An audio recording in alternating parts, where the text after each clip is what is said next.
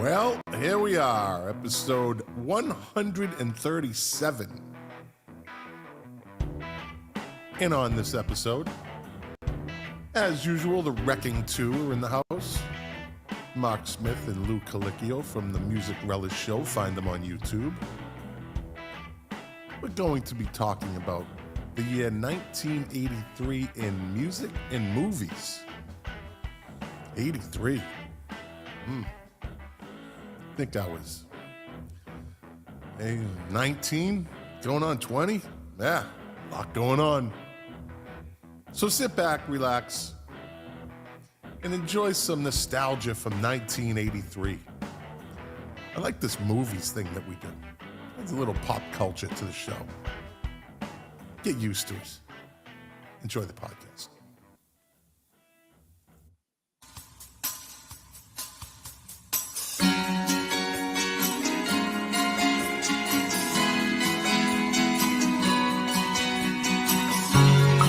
The KOFB studio presents Milk Crates and Turntables, a music discussion podcast hosted by Scott McLean.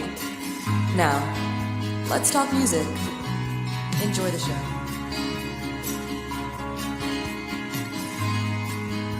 Thank you, Amanda, for that wonderful introduction as usual.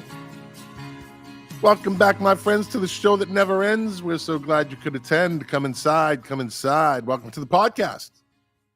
We're streaming live right now over Facebook, YouTube, X, DLive, Twitch, Instagram.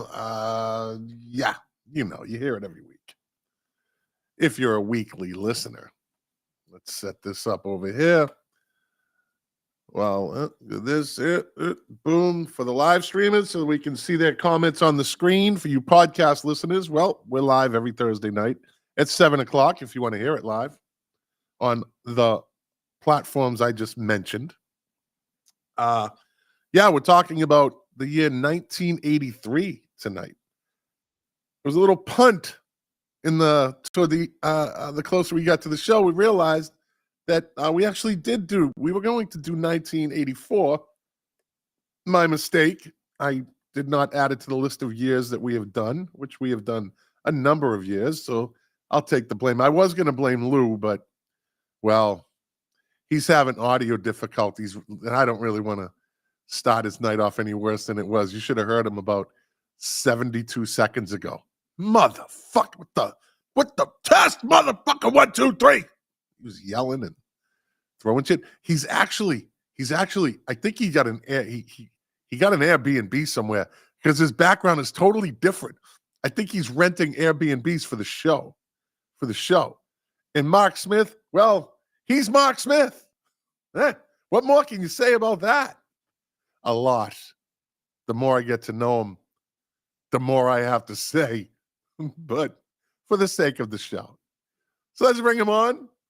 The one, the only, Lou Collichio. What's up, buddy? Good evening, Scott. How are you? I'm doing good. I'd like to clear something up if you have a minute. Let's bring on the other guy. Where? He's not in the green room. He's in the green room. Hold on, I just got to find out what. I can't see him. Let's go with this one. Mark Smith. Can you hear me? Intergalactic, prophylactic, intergalactic. Baby's off. Testing 1, 2, 3. Rutabaga. Not it's a computer mic, not your hot mic, not your real mic. Hold on. See, Mark just popped on during the intro. Oh, while he's doing this, Lou, and first of all, get him out of my center square. I noticed last week, Lou, you took the center square. I missed it till I watched the replay. And I said, really? Oh, okay. Lou had the center square the whole shit. I was Paul in for a night. So let's clear up something. You had is that a coffee maker behind you? First of all, you want? Yeah, I got some coffee maker. I'm in my kitchen. I like that background. Yeah, I do too. I'm sitting at a table. It's better for my back. Actually, this is the house I broke into. Oh, well, there you go. I got about 2 hours till the owners come home. Yeah. Okay. Well, we'll try to make it. I may just have to skip out. I think you're gonna get caught. If history is stays true to itself, You're gonna get caught. I 2 don't know. hours. I don't know. When was the last time we did a 2-hour show? Yeah, exactly. Yeah, really. Yeah. Hey, All right, let's hit- wasn't last week almost a record? Another record? It was almost 3 hours. Yeah. Jeez. Yeah. It's close. Well, we interviewed the boys from The Point. So, that was a 40-minute interview, actually. Yeah. Yeah. Dave Phillips, king of the 45s in the house. Andy Mura, my mate from Australia, all the way from down under, says when I was 11, you should like the Beastie Boys, Intergalactic. That's my Australian accent. I don't know how to make a kangaroo sound. Do kangaroos even make sounds? They punch. No. They punch? And they can disembowel you with their rear legs. Yeah. I think they make this sound. Then they punch you. Then they punch. Scotty Deathridge, all the way from Illinois, in the house tonight. Mark, how's your audio? Do I sound better? Nope. Ooh. Still on your computer, Mike. I've got Studio 24 selected. Let me try something. Well, Can you hear me now? audio is done through the, like skip you and you click your tongue. How about this? Any Nope. better? Like a kangaroo. Nope. That's a kangaroo sound, according to Andy Mura. Watching From Captain down under. Kangaroo. Hey, I watched this good Australian show though on Netflix over the past week. I actually binged it probably Thursday, Friday, called The Tourist on Netflix. Fucking good. Great show. Oh, yeah. It would be better if your microphone worked. Anyway, Lou. Yes, I haven't seen it, but I'll check it out though. No, I'm it's going to really come good. back The in. Tourist. I'm going to leave and come back in, okay? Are you sure? Well, you can stay. I'll be right back. No, I want to clear this up. I'll be right back. Okay, that's all right. We can talk about you while you're gone. That's all right. I'll put you in the. He's gone. Yeah, like Scott said, he didn't sound all that unusual to me. No, I know. I can tell the metallic. difference. Yeah. It was all trebly. It was very. Yeah, it was pretty metallic. That's kind of Mark though, Yeah. He's kind of trebly and metallic. So, like the intro you gave him. yeah, yeah. So your background nice and bright. Yeah, I've gone for some light here. I'm redoing my studio. People get to see you. I think you should do it there every week. I'm gonna consider that. I can actually eat here. I might actually have dinner next time. Dude, why not? Why not? Don't miss dinner for me. Oh, of course not. No. I had some olives and some cheese and bread before we went on. Fucking wine drinker. With this rush job we had to do tonight. I know. We had to switch from 84 to 83. I think I deserve a promotion to like associate producer because I was when you I are told an you, associate producer. It Says it at the end of the show. I thought it was like a resident guest. I don't see. You guys I don't got see the it at the gig end of the like show. 8 months ago, I 9 know, months ago. but I don't see any credits. I don't see any acknowledgement. I don't see anything there. It's you could put you know what you do when you go in, you could go to your screen where it says Lou Collichio, put your name. You could put Lou Collichio, associate producer, Where? on your title. Yeah. That's okay. That's okay. Well, thank you. Yeah. I mean, you could do it next week. I don't care. So, Okay, so let's get into 1983 while Mark is Great year. Mark's a little rattled tonight. I was a little rattled earlier on too. Yeah. I'm effing my mic. Sean Huntsy in the house. Man, this ain't Eddie Trunk. No, it's not Eddie Trunk. I'm better looking than Eddie Trunk. By far. But he has better guests. We don't have any guests. We had one last week. You've got two associate producers. I got two associate producers. And a guy called Big Head Todd the Wet Sprocket who should be popping in anytime soon. But Eddie Trunk doesn't have Dave Phillips, king of the 45s. True. Eddie Trunk doesn't have Andy Mura from Down Under. Mm-hmm. He doesn't have that. Patty Yassi. He doesn't have Patty Yassi in his corner. That's right. We're supposed to do 45 polka. Okay, I need to redeem myself after last week. I don't know. That was bad. Yeah. Here we go. Okay, here we go. Drum roll, please. Let's do it again. Mark Smith. Hey there. There Any better? you go. He's back, Yeah. Nothing beats a good old fashioned reboot. I kind of like it the other way.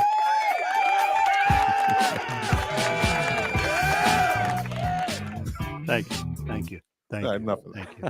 Thank Look you. at You know, that was a little too much for you. And get out of my center square. I think he went out and came back in, Lou, on purpose for that. He's hoping he wouldn't notice.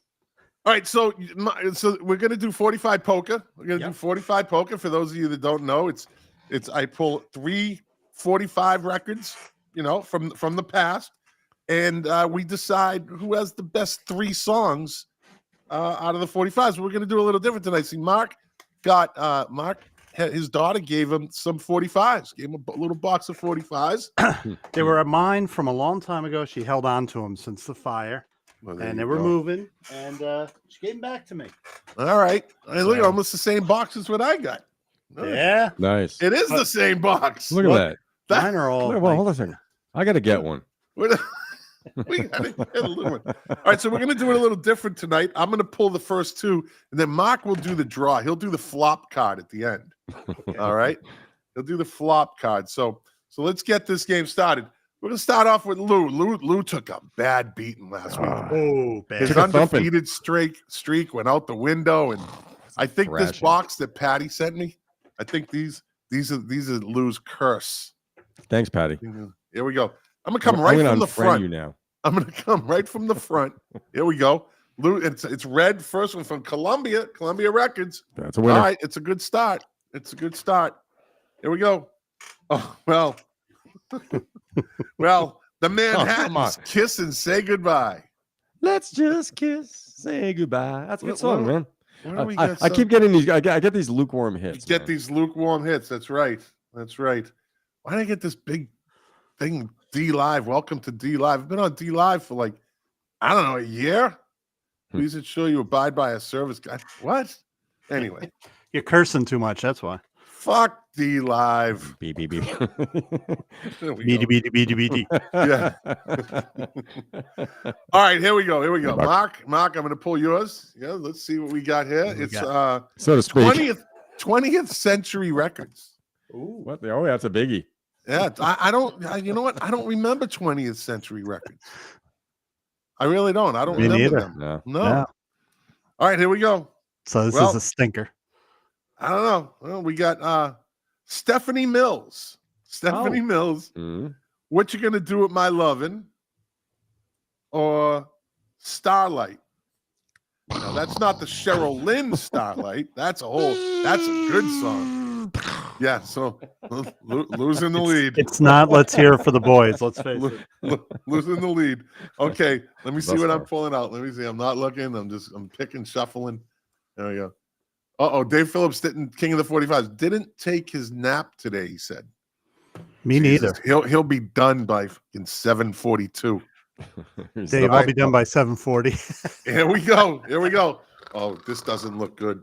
Uh-oh. From I don't even know the. Oh, wait a minute. Well, I don't even know the Botman. What is it? Bertam Music Company. Bertram? Yeah, no, BERTAM Music Company. Burnham. What the hell's that? I don't know. It's mob connected. Well, I got Smokey Robinson. Just passing through, or baby, that's back at you. Baby, that's back at you. All right, Smokey. Smokey's in the lead. Just That's a 'cause legit. I don't know 45. about. Well. I don't know about that. Smokey or The- Stephanie Mills. Or or the Manhattans. The artist, the song. Okay. The song. I don't know those fucking songs. So Lou's still in the lead with a very lame Manhattans kiss and say goodbye. Just kiss. and All say right, Lou. dun, Here we go. dun, Here's your okay. second 45, Lou. Here we All go. right, okay. All right. From oh shit, Lou got a good one from Bell Records. Bell Records, a 70s story classic. Vicki Lawrence, The Night the Lights Went Out in Georgia. Ooh, Ooh, that's a good one. it's a great song. Yeah. Yeah. It's the Okay. night that Comeback Kid. it's the night that they charged an innocent man. Uh huh. Yeah. Sister don't miss when she points her gun. That's right. The big twist in the song. Yeah, it's a dark song. All right, here you go, Mark. Let's see what Okay. you can get out of this 20th Century Records bullshit. All right, here we go. From Capitol Records or Dunhill, ABC. Dunhill, ABC Records. Oh, well, okay. Three Dog Night. Ooh. Three Dog Night. Storybook Feeling or Let Me Serenade You. Mark lost. It All I wasn't, gotta you do could is have gotten pull Joy to the World or like. I know. You know what's that? Maybe three. Three, yeah. Yeah. Or one. Did he say Any of the three? hits? And Lou agreed with you. Yeah. Three. Yeah. I've had a stressful week. Leave me alone. Okay. All right. Here we go. I pulled this one out. I'm not going back. Here we go. Uh-oh. Yeah. Got the pinky extended. RSO Records. Oh, Robert Stigwood. Jesus Christ. Patty Yassi, what were you listening to? She warned me. I think last week was a fluke. Andy Gibb, Words and Music, or Andy Gibb, Love is Thicker Than Water. That was a big hit, man. That was a big hit. That's right. So, but I think you still this is so Mark has to pull the Colin McLean, associate producer, just jumped in. Really? Hey, executive producer. We need a meeting. Associate. He's on the level of you guys, and that's a compliment for him. And he's blood. Yeah, and he's blood. I don't care. All right, so Mark could be the he could be the needs a pull. Mark, you really have to pull out like a big one to save your ass. Deloitte and Touche like have looked at Wichita this lineman, box. great. They verified everything in this box is good. They verified the box. All right, so I'm picking. Who am I picking for? Lou. Okay, We're friends, Mark. Remember, I'm not a friend. What? We go back a bit. You're a friend. Of course, you're a friend. I'm the host, though. so this is for Lou. Columbia Records. Okay. Blood, Sweat, and Tears Spinning Wheel. Oh, yes. 70s. That's a good one from the 70s. That's a hit. All right. Oh, shit. Looks like Lou might be back in the game. I'm going to have to pull like a Beatles or a fucking Led Zeppelin or. Say we're doing, it's you now, right? No, Scott? it's you. It's you. No, it's me. All right. Add to your garbage. Add to your garbage. There you go. From Reprise Records. Oh, Nancy Sinatra. These boots are made from walking. Oh, Back with the city. But Never that's not going to sleeps. save you, though. That just that assures you of a mediocre hand of 45 poker. Because your other two are Stephanie Mills, What You Gonna Do with My Lovin', and Let Me Serenade You, Three Dog Night. So, yeah, pretty much. Okay. All right, I need a good one. I'm going to the back for you. All right. Since you're out of it, Mark, you're going to have to be the decider if this is a close one, if this is a good one. Okay. All right. The back is always good. The back is always good. I'm kind of nervous. Here we go. Ooh. Decca. A Decca. 45. Yeah. Come on. It's See Me, Feel Me from The Who. Oh! Backed with Overture from Tommy. I didn't know they put that out on a 45. I don't know. So, Andy Gibb, Love is Thicker Than Water, and Baby Back at You by Smokey Robinson, along with The Who, compared to Lou's Vicki Lawrence, The Night the Lights Went Out in Georgia, The Manhattans, Let's Just Kiss and Say Goodbye.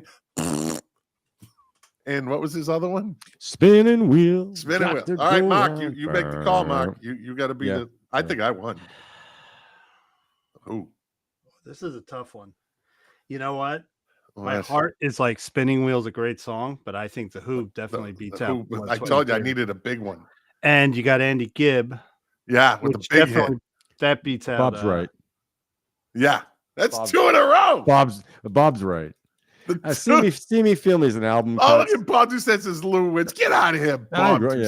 Stolen. Lou with the Win was Spinning Wheel. Spinning Wheel over the Who. This was stolen from me. This was stolen. Over the Who, See Me, Feel Me. Come on, get out of here. See me, that wasn't even, that's an album cut. It's an What was album I? cut. I was just saying, Spinning Wheel. My heart is for Spinning Wheel. Love the song, but if we're talking about the We're greater, friends. See Me, Feel Me.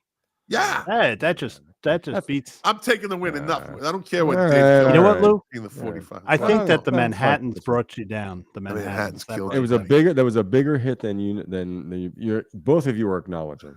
That's okay. Maybe that's back at you, Scott. Smokey. Wait, I just want to say for the betterment of the podcast, I concede defeat. Oh, he's a flea again. Wait, I want to do something. That's called diplomacy. Let me see. Let me do something right here. Let me see. You won't have Lou Collichio to kick around anymore. Brrr. In fact, I'm gonna log out here. Did you really have a temper before the show, Lou? I would. Oh, I have to appeal.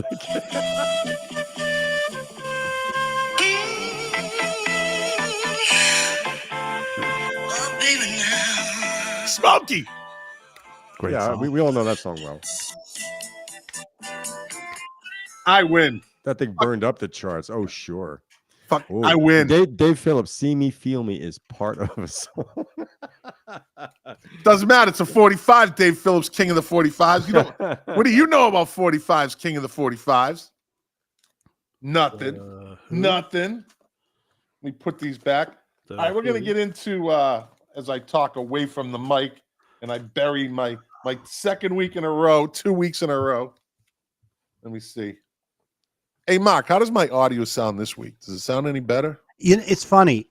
On our headphones, you sound, like I said, you sound thinner, but I listened to the YouTube today of last week's and you sounded fine. Because I set it to podcast studio. Now let me try this one.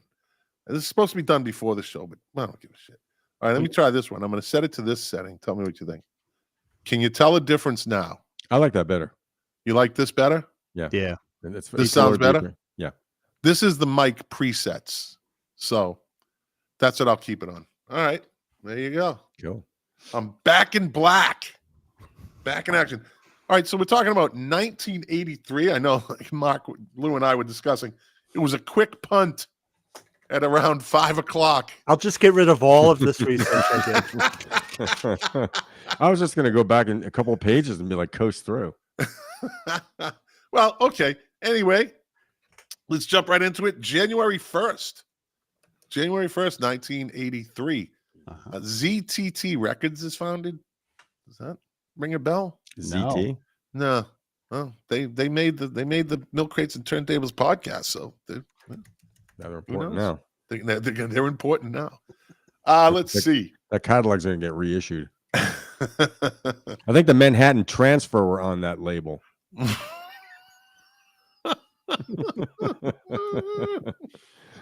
Lou, just kiss and say goodbye. That's all. Just kiss and I'm say a sore goodbye. loser tonight. Yeah. Oh, January 2nd, 1983. Michael Jackson released his iconic hit single, Billie Jean. Yeah. I have a feeling somewhere in here we're going to be looking at the Motown what was it? The Motown Awards or Motown remember the show that they did all the Motown hits and Michael Jackson did the moonwalk and turned America. The anniversary concert. Yeah, the anniversary thing. And he turned the whole world upside down that night. Was that 1983? Well, Billie Jean came out in 83, so and it's right at the beginning of the year, so maybe I'm sure maybe not. Maybe not. You're right. 1983 was a fun year, by the way. Oh, it certainly was. It was a lot of fun. I had a lot of fun in that year. Yeah. January 8th. Mark was in kindergarten, I think, right? Yeah. No, I was in 8th grade, I think. Yeah, 8th grade. Yeah. No, freshman in high school. Still watching A-Team or something. Hey, fool. All right, January 8th, 1983, the UK singles charts is tabulated from this week forward by the Gallup organization. Would that be the Gallup poll, people? Yeah. In 1984, electronic terminals would be used in selected stores to gather sales information, and the old sales diary method would be gradually phased out over the next few years. Sales diary. What was that, on paper? I would assume. that all the transactions were written in a book. Wow. In the record company, they probably, however, they probably, they fudge those numbers. Yeah. And they could still do it through a computer too. But, sure. February.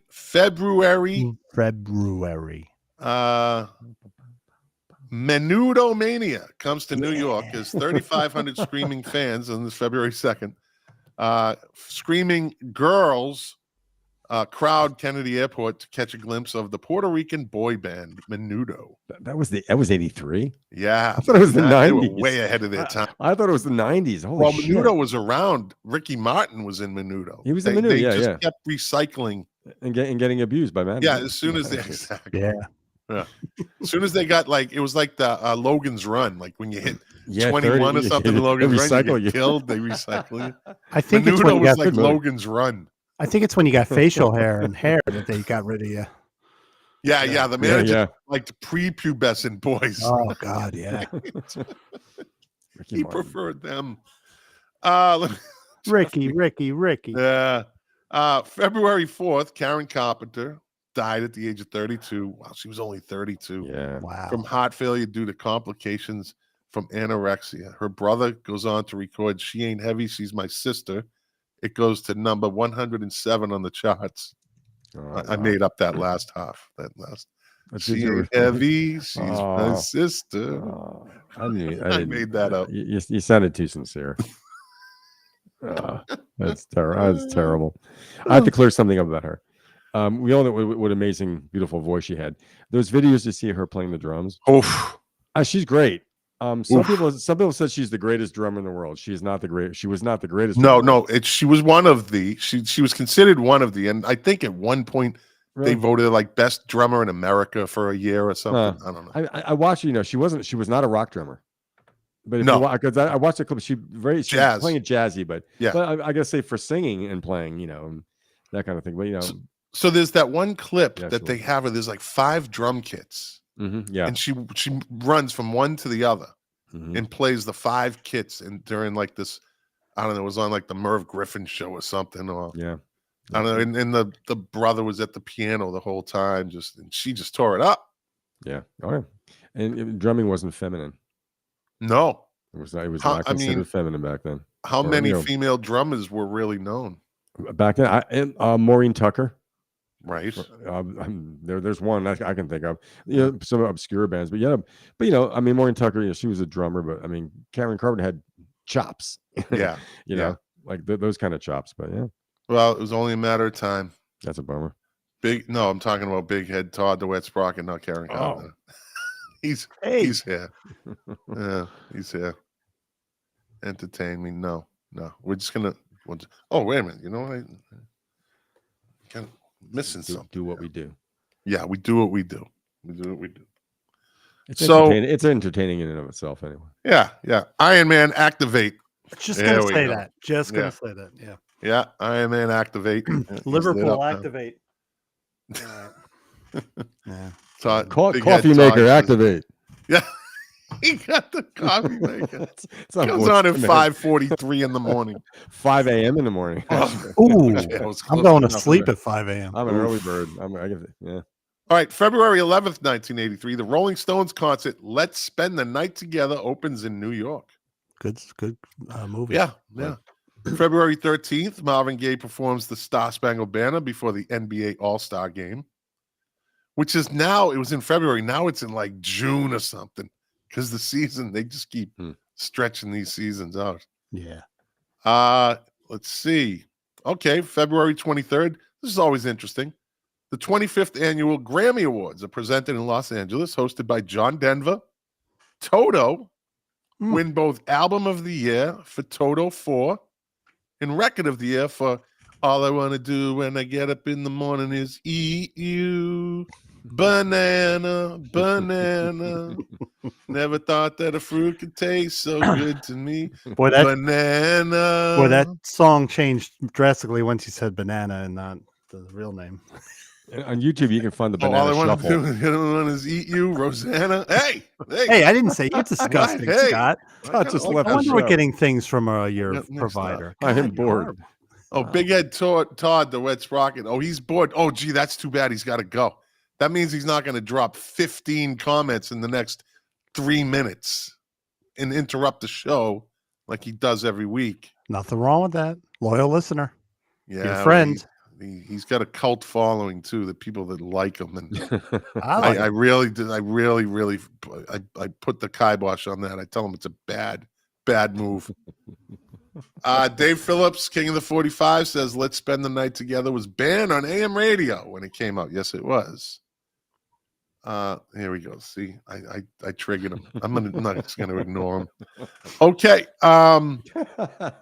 Willie Nelson's cover of "Always on My Mind" wins Song of the Year. Men at Work win Best New Artist. Kiss of Death. The fucking thing.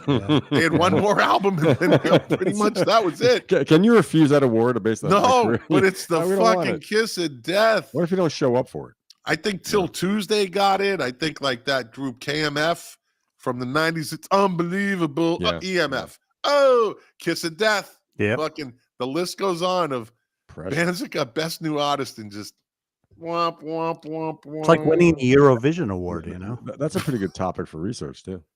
Look it up, Lou. The segment's all yours next week. Okay. Bands that got Best New Artist and just, well, that was that.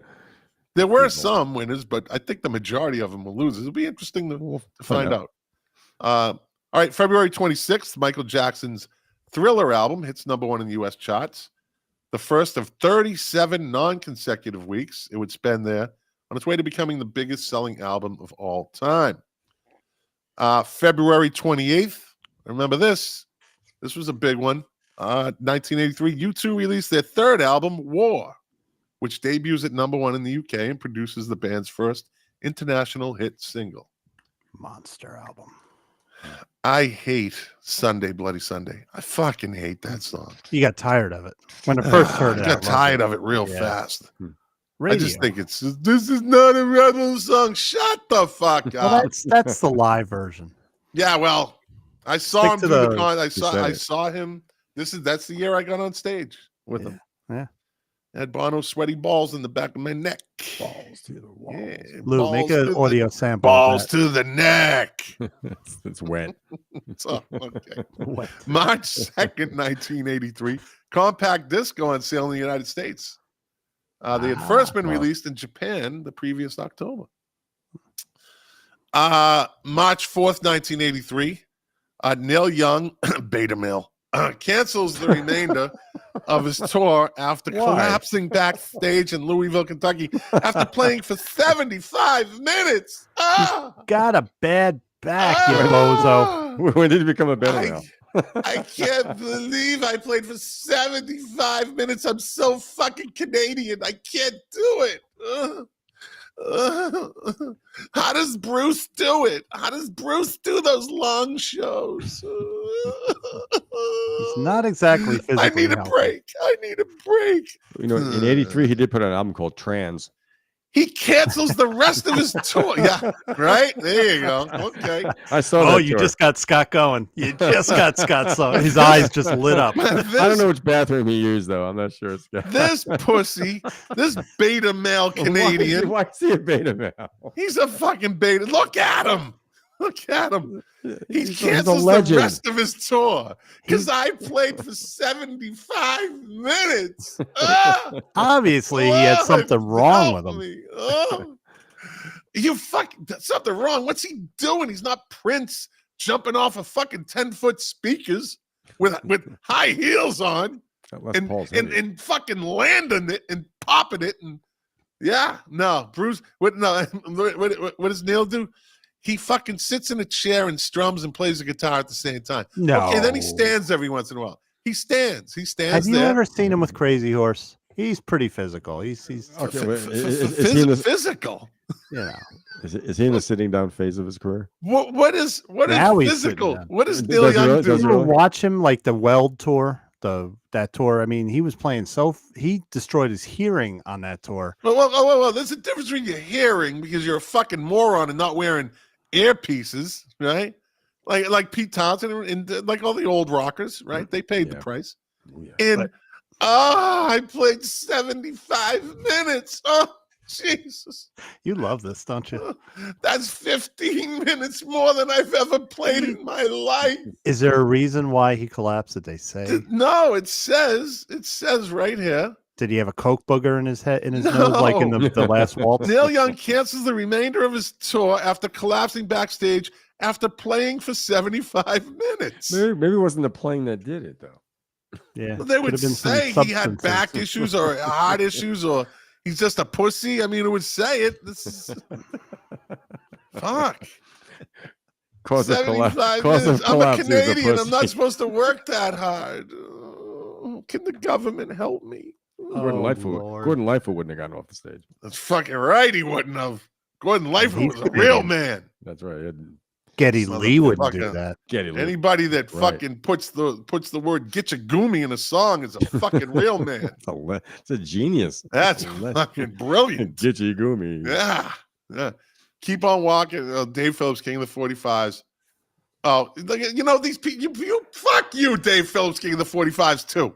I love you, but fuck you. Oh, Keep that's on right. rocking You're in the right. free world. You ever Live, watch He him? was moving pretty good. What is? Yeah, he moves back and forth. He stomps his foot every once in a while. Guy's got a bad back. He's hunched over because No, doesn't say this. Doesn't say this. Doesn't say it. Yeah, it could have been substances. He No, could have I done say he's a some weed pussy. or- I say he's a pussy. But he canceled the rest of his tour. So something was obviously wrong. He doesn't. Yeah, he was a dislike- pussy, and he's still a pussy. I'm gonna pull my music off of Spotify. 'Cause fucking Hey, you know making what? a statement. Yeah, He how long made- did that last? He made money off me because when he pulled it off, I actually bought some of his CDs. Yeah, well, I went on fucking Napster. I re-uploaded it. Oh. I stole all his music, so I Lars. offset you. Wait. I got Hey Lars. Fucking- Scott McLean. Alive Rust is a good album, though. I'll give you that. Boca Raton, Florida. Look him up. Okay, Lars will be calling you. March 5th. Ow. March 5th. I saw them this year, too, in concert. The Thompson twins have their first chart success as Love on Your Side enters the top 10 in the UK. You got love on your side. That's a good first album, by the way. That's a good first album. 5 good songs on there. So, March 26, 1983, Duran Duran enters the UK singles charts at number 1 with their first UK number 1 single, Is There Something I Should Know? Please tell me now. Really? You know what their first That hit the was, first one? though? You know what their first song released was? What's Ever that? in the UK? Yeah. The first one to be played on the radio. Girls on Film. Girls on Film. Nope. This is planet Earth. Oh. Oh. It didn't go anywhere. Yeah. Yeah. And then a year or so later, they hit it big and they re-released it. But Planet Earth was their first release. So there you go. Also on March 26, 1983, Tears for Fears debut album, The Hurting. Right? Fucking great album. Excellent. And they didn't put out a bad album, that group. No. I really Right. No, they can't didn't. say they put They out a bad album. Reaches Even the- number 1 in the UK album charts. Even the one with just one of them. I That was can't- still a good You album. can't say they put out a bad album. Yeah. Exactly. Even their bad songs are pretty good. And I say bad songs, meaning the ones that aren't hits, the fillers on the albums. Let's see. April 5th, 1983, a generative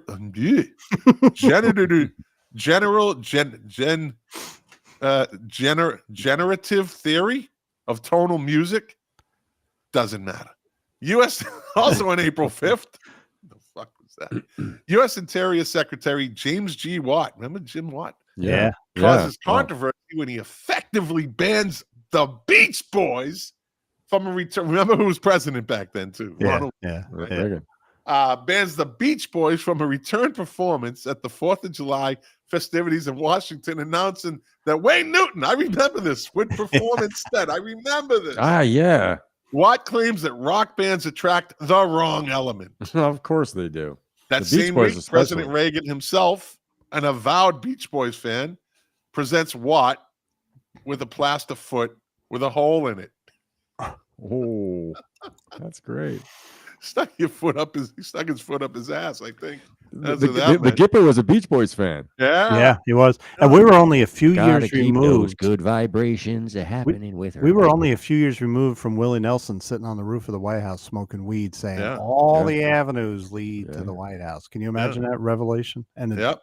The Allman Brothers hanging out in the. Remember, Reagan was governor of California. The Beach Boys were his band. Yeah. April 11th, 1983. And also Wayne Newton. Yeah, well, Wayne Newton was Wayne Newton. At one point, the greatest entertainer in the world. King of Las Vegas. He was the king of Las Vegas. Yeah. And if you're the king of Las Vegas, dude, that's no small feat. He stole Walt Griswold's wife in Vacation. He was the king of Las Vegas before rock and roll went there, though. Well, he was king of Las Vegas for a long time. Yeah. For a long time. Donkey shit. On April 11th, 1983, Dave Mustaine is fired from Metallica. Just as the band is set to begin recording its debut album. He is replaced by Kirk Hammett. Not a bad replacement. No. Probably a better. So that's that scenario that we said makes a band better. When you brought in David Gilmour, when fucking Sid, whatever his name, left, right? And it was good for Dave Mustaine because he formed Megadeth and he did pretty good too. So yeah. And then Lindsey Buckingham and Stevie Nicks added to made Fleetwood Mac better. I mean, the list goes on where they just hit Brian the right Johnson, note. AC/DC. DC. Well, they weren't really down though. Like they weren't down, but but they got bigger. They got bigger. I think they got bigger because of Back in was Black. ridiculous. Yeah. True. No, not necessarily better though. Like you said, I mean, Bon Scott was great. Yeah, Bon Scott. I think they would have eventually been great. Yeah, maybe not as fast. They just hit at the right time. Music videos and a real testosterone-driven song and material. Yeah. Bon Scott would have been a great showman in the '80s MTV because he was one hell of a performer. Yeah. April 9th, 1983, David Bowie achieves his 4th UK #1 single with "Let's Dance." Saw him that year too. Saw a lot of concerts that year. A lot of good concerts were out that year. April 11th, Dave Mustaine is fired from Metallica as the band. Yeah, okay, I must have. Oh, another David Bowie. April 14th, David Bowie releases "Let's Dance," his first album since parting ways with RCA Records, and his 15th studio album overall. With its deliberate shift to mainstream dance rock, it would become Bowie's biggest commercial success at 10.7 million copies sold worldwide. Bowie, however, would experience a critical downturn for the next 10 years as a result of his perceived obligation to continue appealing to fans of the album. So he tried to recreate it, and he couldn't. Yeah. Interesting. I mean, the subsequent albums, I mean, like Dancing for Blue Jean? Yeah. Or Blue Jean's a good song. Never Let You Down. I mean, that was, I don't. But Blue Jean could have been on "Let's Dance." Yeah. That could have been on with that the horn section. It had a different sound, but it was just a different record with a different production. It's the continuation from Sticky Fingers to Tattoo You, right? All those songs that were left over, right? He just moved some over, maybe, right? My downstairs neighbor at that time, he was a trumpet player, and I knocked on my door. He came home and he goes, "I just played on a David Bowie session." I said, "Which one?" He goes, he was on Blue Jean. Ooh. Yeah. So I mean, let's get that wild saxophone. I think that's the guy. Yeah. He said Bowie was a class act. He goes, I'm sure he was. Total. The session was just like gold. I never heard of Bowie being a dick. No. Never heard of that. Had a sense of humor about himself too. I think he always had an ulterior motive too. He was always like he was a good, like they said. The story goes that he cherry picked some of Iggy Pop's persona, some of Lou Reed's persona. He was a great chameleon in a sense of, if he saw something. I think he was just like that. He was always alert around people to see what he could get from them. Yeah. And he manicured a great persona out of that. Oh yeah. I think that the friendship with Trent Reznor was kind of a bit of an opportunity to stay current. Absolutely. Yep. Yeah. Absolutely. And rock and roll is all about grabbing. It's all about stealing, really. Yeah. And grabbing and assimilating, different aspects of this and that, and Dave Phillips, king of the 45s, 744. I'm still here. I'm beating you. Who's not here? Big Head Todd Wets Rocket. Thank God. Don't feel bad for him, buddy. No. Okay, April 18th. Ellen Taff Zwilich becomes the first woman to win the Pulitzer Prize for music. I don't know what the fuck she did, but good for her.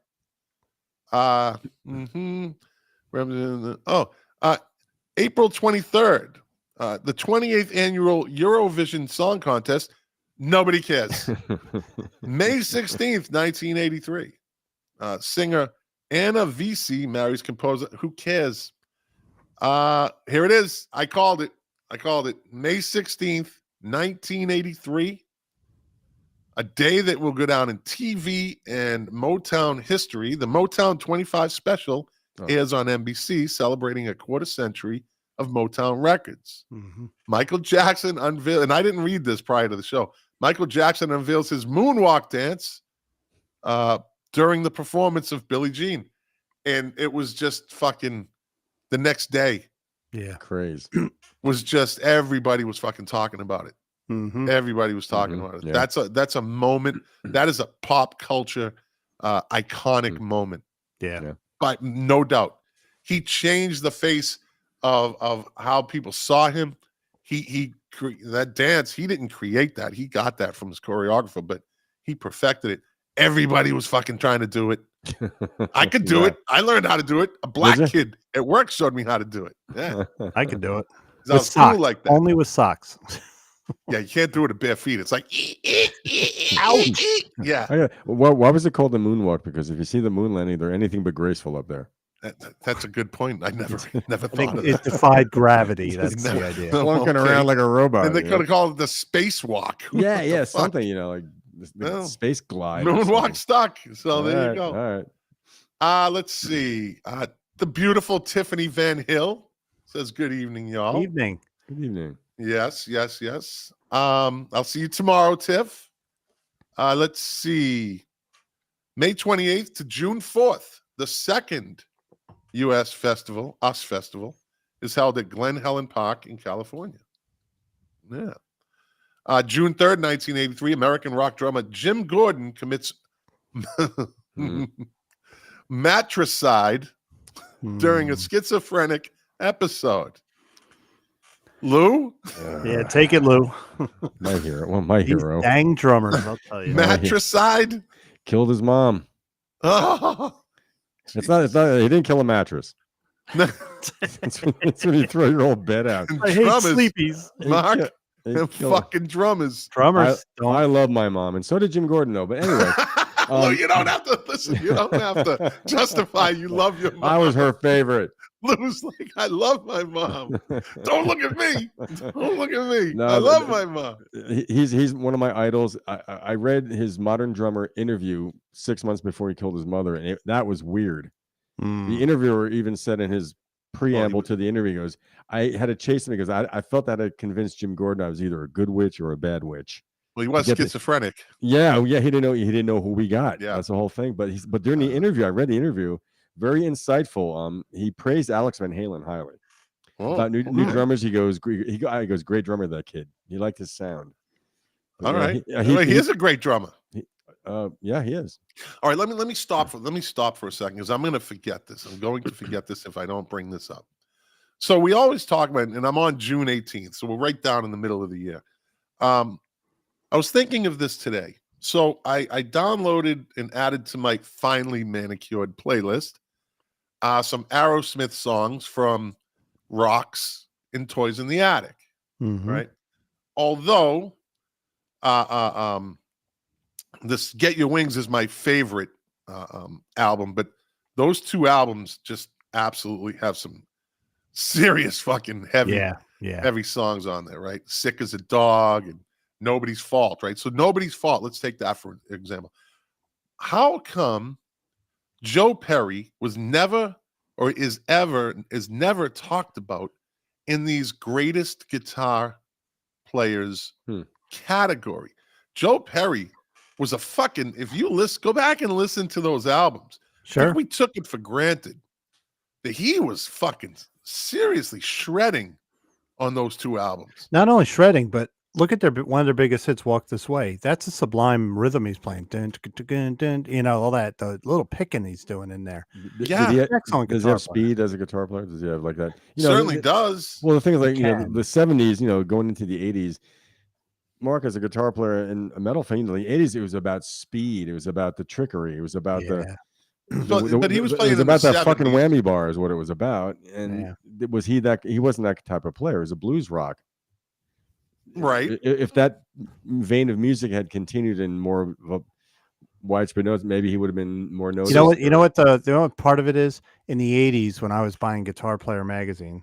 So Eddie Van Halen and Yngwie Malmsteen were every issue, right? Mm-hmm.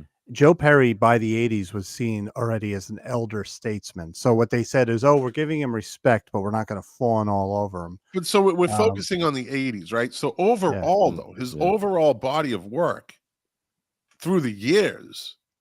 I mean, just listen to. Oh yeah, he's an excellent guitarist, excellent. But he's never been considered as one of the best. Not the greatest. He never would have been the greatest. But he's not even talked about like when we say best guitarist. It's never like Joe Perry. You never hear Keith Richards. Yeah. But Keith Richards also was more of a rhythmic. Yeah. Player. Well, also, even though Joe Perry's a great guitar player, those songs, everything's crafted for the song. Yeah. Right. So go listen to Rocks. Yeah. Go listen to Toys in the Attic. Yeah. And so look at Get Your Wings.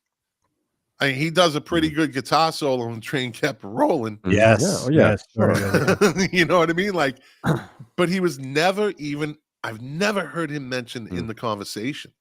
Yeah. I've heard him mentioned. Really?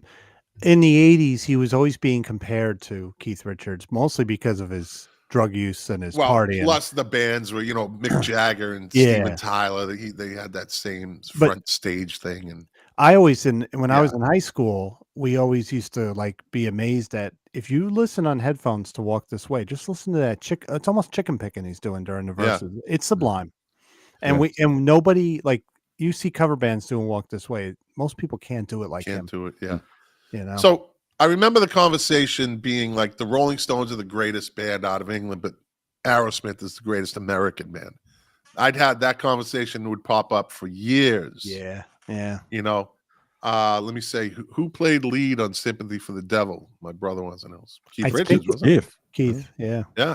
And I'm not saying anything other than he's never mentioned though. He's never mentioned. Mick Taylor is mentioned before Keith Richards. I think as a lead player, Mick Taylor was definitely better, but Keith, he can play lead up there with the best of them, but he chooses to be more rhythmic. I swear he could go toe to toe with Clapton. I think, but he doesn't do that. That's not him. He's not into soloing. Yeah. All right. I just thought I'd get that. See how that went. Let's see. July 6th, 1983. A statement of protest against music piracy is the form of home taping. In the form of home taping, Jean-Michel Jarre releases only one pressing of his latest album, Music for Supermarkets, which is sold at an auction to a French real estate dealer for about $8,960. The auction is broadcast on Luxembourg Radio Luxembourg. Yeah, Luxembourg, which also plays the album in full for the first and only time. Interesting. You know what he did, Scott? Well, he didn't make any money. He only made $8,000 off that album. In 86. How much to record it? In 86, he did a concert in Houston, Texas. My sister was living down there and I went.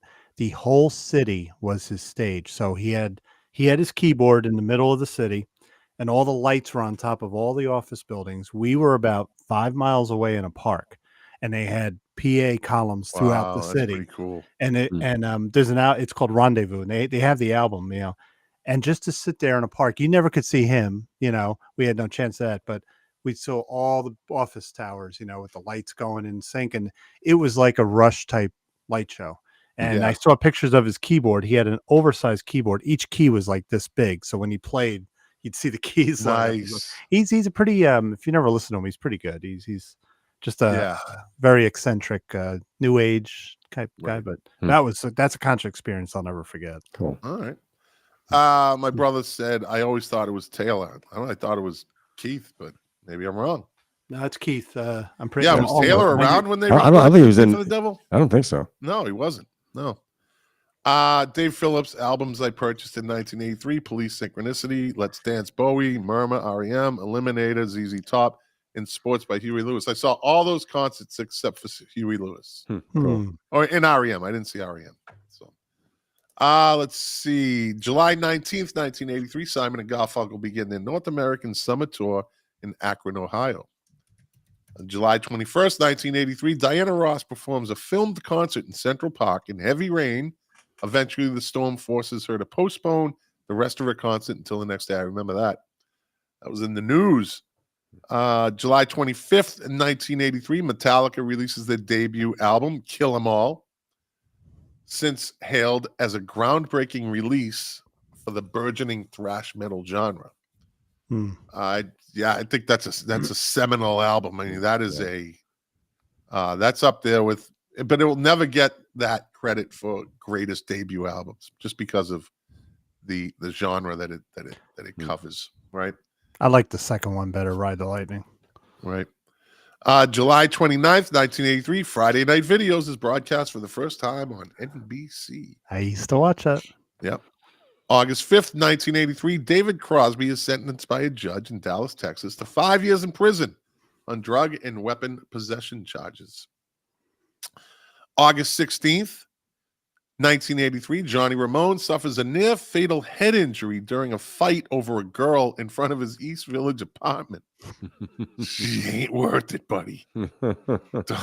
Well, you know what? I always said this. So there's a quick little story that I put behind this.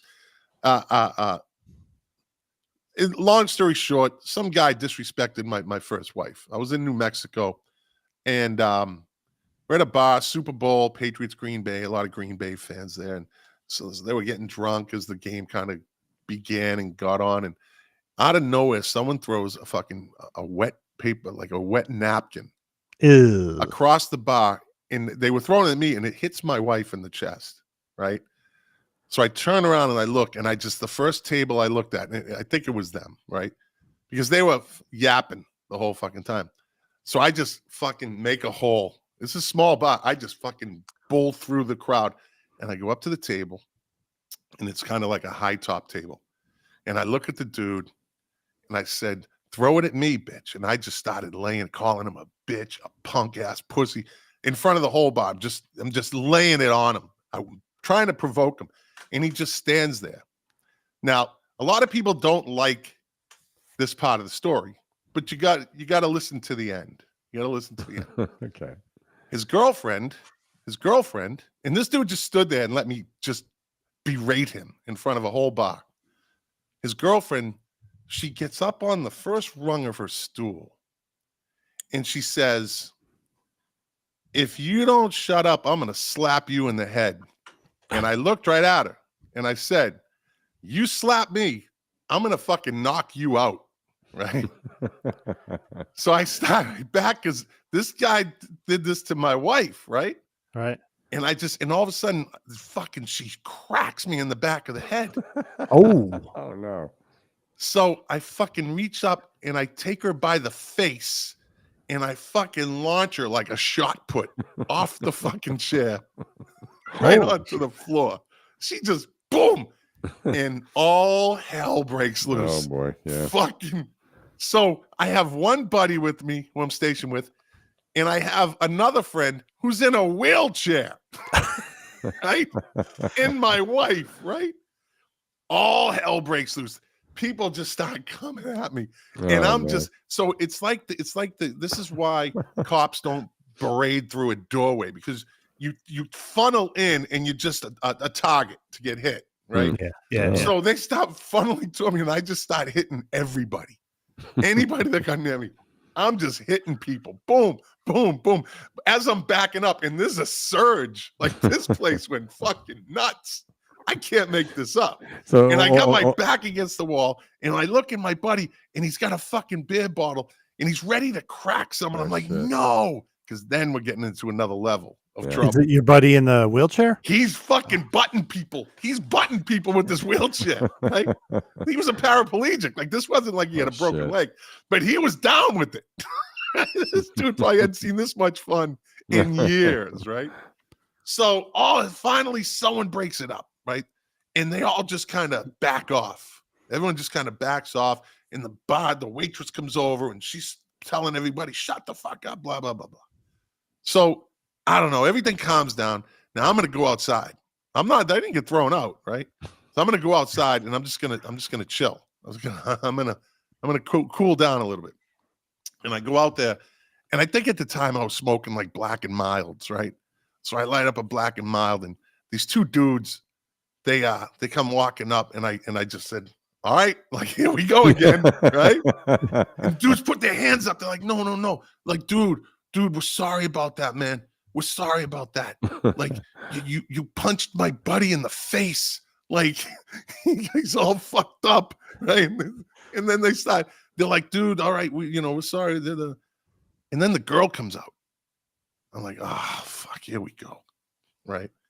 And she comes up to me and she says, I just want to apologize to you. I shouldn't have hit you. Oh. And I apologize for that. And I said, listen, I told her, heat of the moment, no problem. Like, I didn't rub her face in it. I already did that.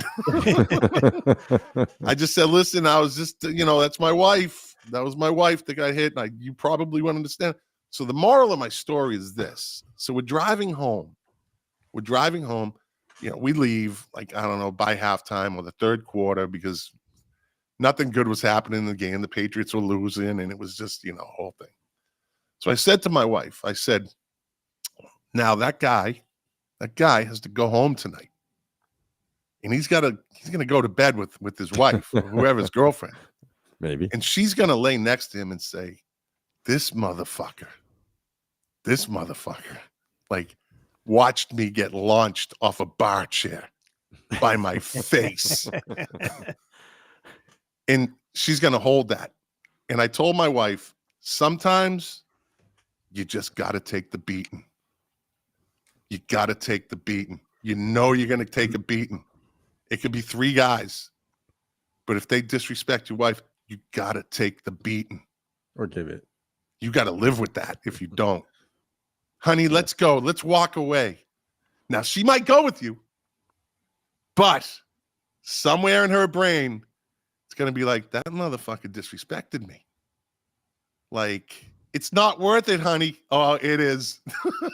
It is. Yeah. You got to take the beating. Hey, and Joey Ramone, whatever, took the beating. Johnny Ramone took the beating. He took the beating. He took the beating, though. I have no idea. They fucked him up, put him in the hospital. A near fatal head injury. So Johnny Ramone took the beating. Good for him. I got a little more respect for the Ramones. Oi. Oh. Oi. Let's go. Let me see. Also on August 16th, 1983, singer Paul Simon marries actress Carrie Fisher. Did he beat her up like That's right. did, like he did Edie Brickell? That was my first big crush was Carrie Fisher. Oh, okay. I forgot they got 7, married. I was 8 years old. Well, this was Edie big. Brickell put a hurting on Paul Simon. Yes, that's right. She beat him up. She kicked his ass. Yeah. August 20th, 1983, the Rolling Stones signed a new, this is 1983, $28 million contract with CBS Records. The largest recording contract in history up to that point. Yeah, 28 million. Yeah. September, Bonnie Tyler releases the album Faster Than the Speed of Light in the United States. September 1st, Joe Strummer and Paul Simonon of The Clash issue a press statement announcing Mick Jones has been fired from the group. September 4th, 1983, Phil Lynott performs his final show with Thin Lizzy in Nuremberg, Germany. September 18th, 1983, the members of KISS show their faces without their makeup for the first time on MTV, simultaneous with the release of their album Lick It Up. Remember that? The camera panning him? And I saw Gene Simmons and I went, holy shit, he's ugly. Yeah, he's not. Yeah. And Lick It Up was a fucking horrible album. Really? I thought liked it. all their albums after Destroyer weren't that good. Yeah, I liked Lick It Up. That's part of my teenage years. That's true. September 20th, 1983, the first ARMS charity concert is held at the Royal Albert Hall. Oh, man. You had the 3. You had the Father, Son, and Holy Ghost on stage. Jeff Beck, Eric Clapton, and Jimmy Page. Yeah. November 12th, 1983, Duran Duran start their Sing Blue Silver World Tour. I don't know why I never saw them. The tour begins with the sold-out shows in Australia. November 26th, Quiet Riot's Mental Health album Mental Health, yeah. tops the U.S. I never liked them. Never liked them. I love that album, but looking back, they did not age well. No, first heavy metal album to hit #1 in America. Thank you, MTV. Yep. Yeah. And Slade. Yep, and Slade. Hey, Come they on, made feel the Slade money. noise. Yeah, They they did. Yeah. Twice. One of the guys Twice. from Slade, whoever wrote it. Yeah, and was it Naughty Holder? Yeah. Mama, we were all crazy now. That was another one. Yep. Yep. December 2nd, 1983, Michael Jackson's 14-minute music video for Thriller is premiered on MTV. That freaked me out. That Everybody it did. It was. I had what's his trouble name as a from kid with that style from like American Werewolf in London. That yeah. freaked me out when I was young. Yeah, then they milked that fucking thing for all it's worth. Yeah. They went and they did a making of video and they Yeah. did this and they milked that fucking thing. It was John They- Landis, right? John That Landis, yeah. They couldn't make it 15 minutes. And no children were killed by helicopters during the making of Thriller. Oh man. No children, no underage sweatshop workers Yeah, really. were killed during the making of Thriller. Also on December 2nd, 1983, Fish plays their first show. Okay. I know, exactly. Christmas, December 25th, 1983. That was a good Christmas. Marvin Gaye gives his father as a Christmas present. Here we go. An unlicensed Smith & Wesson 38 special caliber, 38 cal. So that Gaye could protect himself from intruders. Boy. A few months later, Gaye Sr. would use it to shoot his son dead. That's weird. That's fucking bizarre, isn't That it? is. And he walked too. Yeah. Father walked. And New Year's Eve. I like these ones. I like these little tidbits. December 31st, 1983, the 12th annual New Year's Rockin' Eve special airs on ABC with appearances by Culture Club. I'm Rick James, bitch. Laura Branigan, Barry Manilow, the Mary Jane Girls, because where Rick James went, the Mary Jane Girls went. Yep. And David Frizzell. Ring any bells? The fuck is that guy? No. Must have been a one-hit wonder. Let me was do the- a quick look up on this motherfucker. What was the other name you mentioned before that? The Mary Jane Girls. No, a couple before that. You know who he is? He was an American country music singer. His younger brother of country music, Lefty Frizzell. Oh, it's Lefty Frizzell's brother. Oh wow. Yeah, he's the younger brother of Lefty Frizzell. Yeah. And no one gave a shit. No, Yeah. no one gave a shit. He had a song called "I'm Gonna Hire a Wino to Decorate Our House." That's Yeah. a great title. Wow. Lou, it was Rick James, Laura Branigan, Barry Manilow, the Mary Jane Girls, and David Frizzell. What was Laura Branigan's big hit? Gloria, Gloria. Okay. I think I'm gonna love you. She was ugly too. I don't care what anyone says. Then she says, L-O-R-A. in the night. That's we right. can They did like. be- Unfortunately, though, Laura Branigan, I think she passed from breast cancer, or some sort of cancer. But listen, I'm only kidding. I liked her. Everybody liked. She was a nice girl. She didn't, she just, they made her a pop star, And she had 2 hits.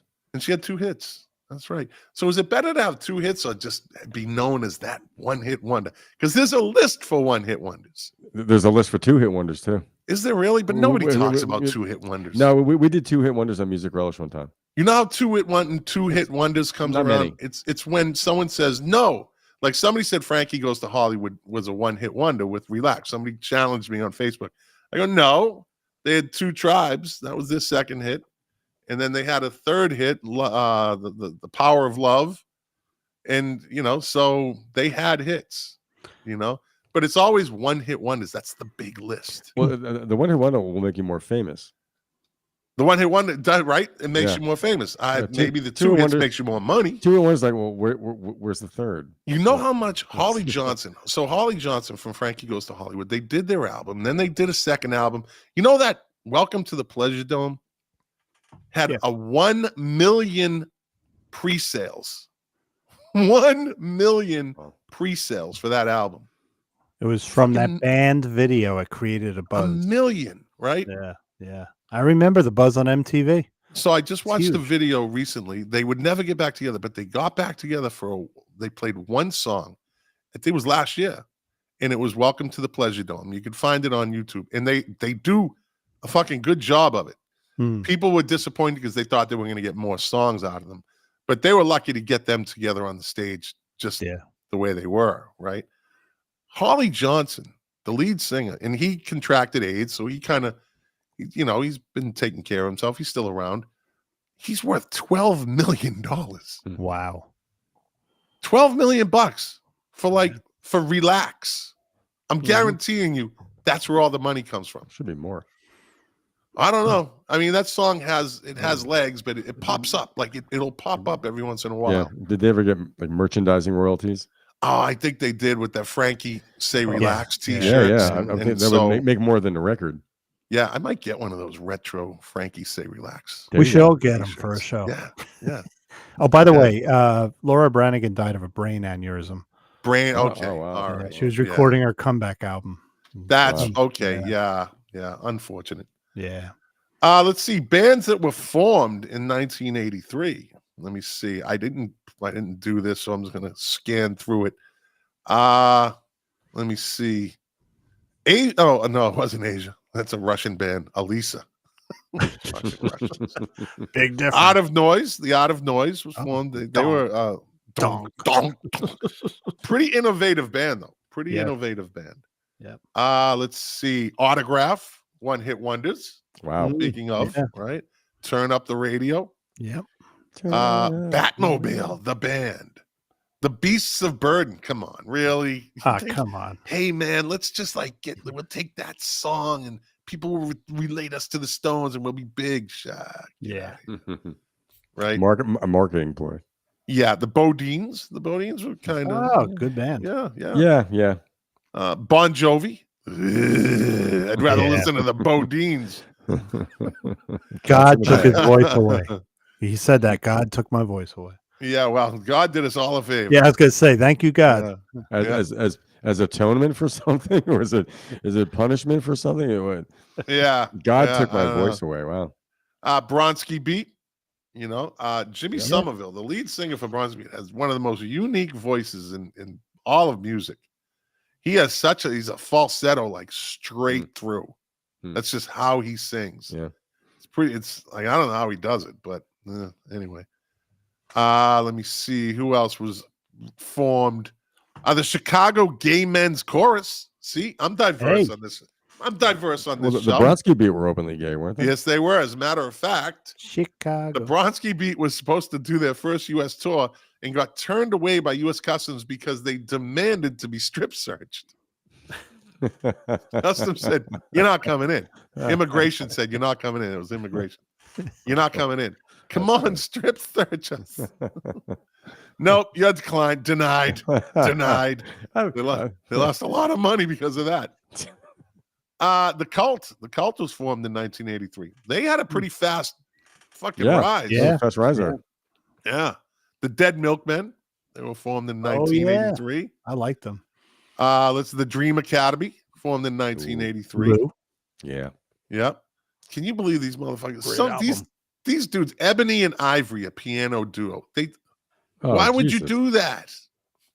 Like that just makes you not want to see them. Yeah.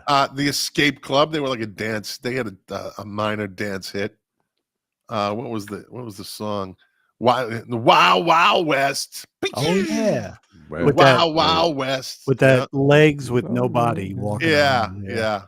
Welcome to the 80s. This band was formed in 1983. Exploding White Mice. You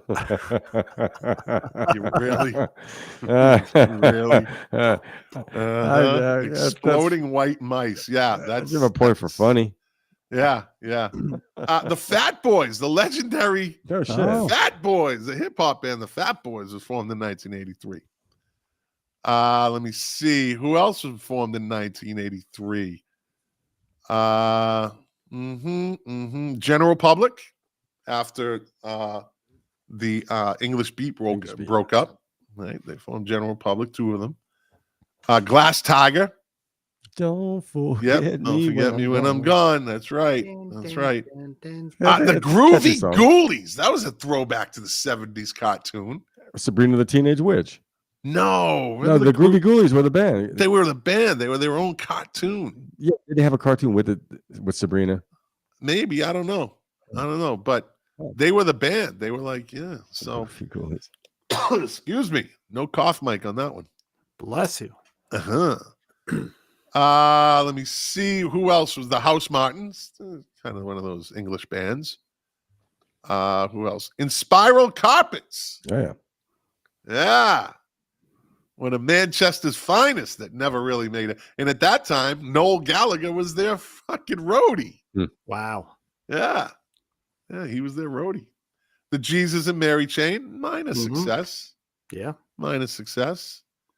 The Judds, right? Oh, yeah. They were huge. They were Mother huge. daughter. Yeah. Yep. The Killdozer. I like that name. Killdozer. Let me see. LA Guns, right? Underrated band. Underrated. The Laws. There she goes. There she goes. One album and done. So I married an axe murderer. Oh, no, it's Here She Comes. They sound like that sounds the Laws. This sound actually sounds like a 90s band. Mm-hmm. If you listen to that, that could be like in the early 90s. That kind of, with the Sundays and those bands. Yeah. So they had a pretty interesting sound. They just never really. Mike Myers made him some money though when he used that song. Axe Murderer. That's right. Look at the size of the head on that boy.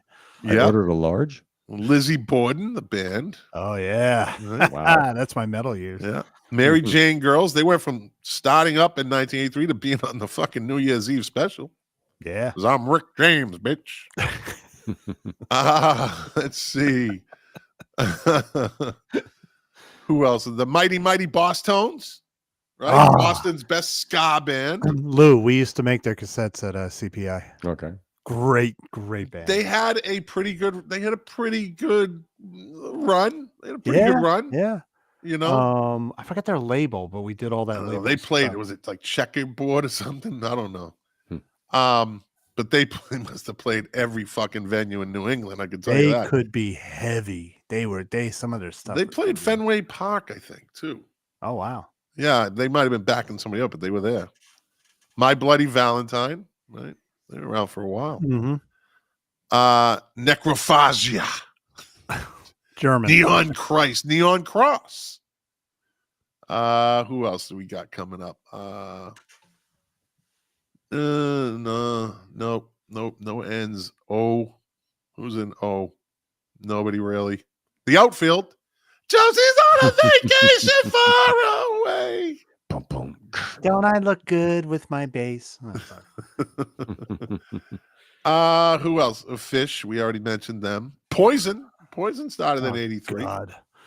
The Prime Movers, a Los Angeles band. I heard of them. Yeah. The Proclaimers. I've heard of them. Yep. Let me see. Who else? Coming up on the S's. Nothing really. No S's so far. Scrud. No, not them. I'm still here too, Dave. It's hard right now staying awake, but we're still here. Well, I'm trying to get through this. I'm staying consistent. I need to have continuity on this show. The greatest band to ever come out of Manchester. Who are they? Tell me. The Stone Roses. Oh yeah. Liam Gallagher himself said that. My son-in-law Takana will say that too. Yep. Absolutely. When he told me they were better than Oasis, I was like, whoa. Oasis said they were better than Oasis. Yeah. John Squire was a fucking great guitar. He still is. I sent you the video. He's playing with Noel. He put an album out with Noel. Yeah. Yep. Stone Roses, what could have been. A perfect example of what could have been.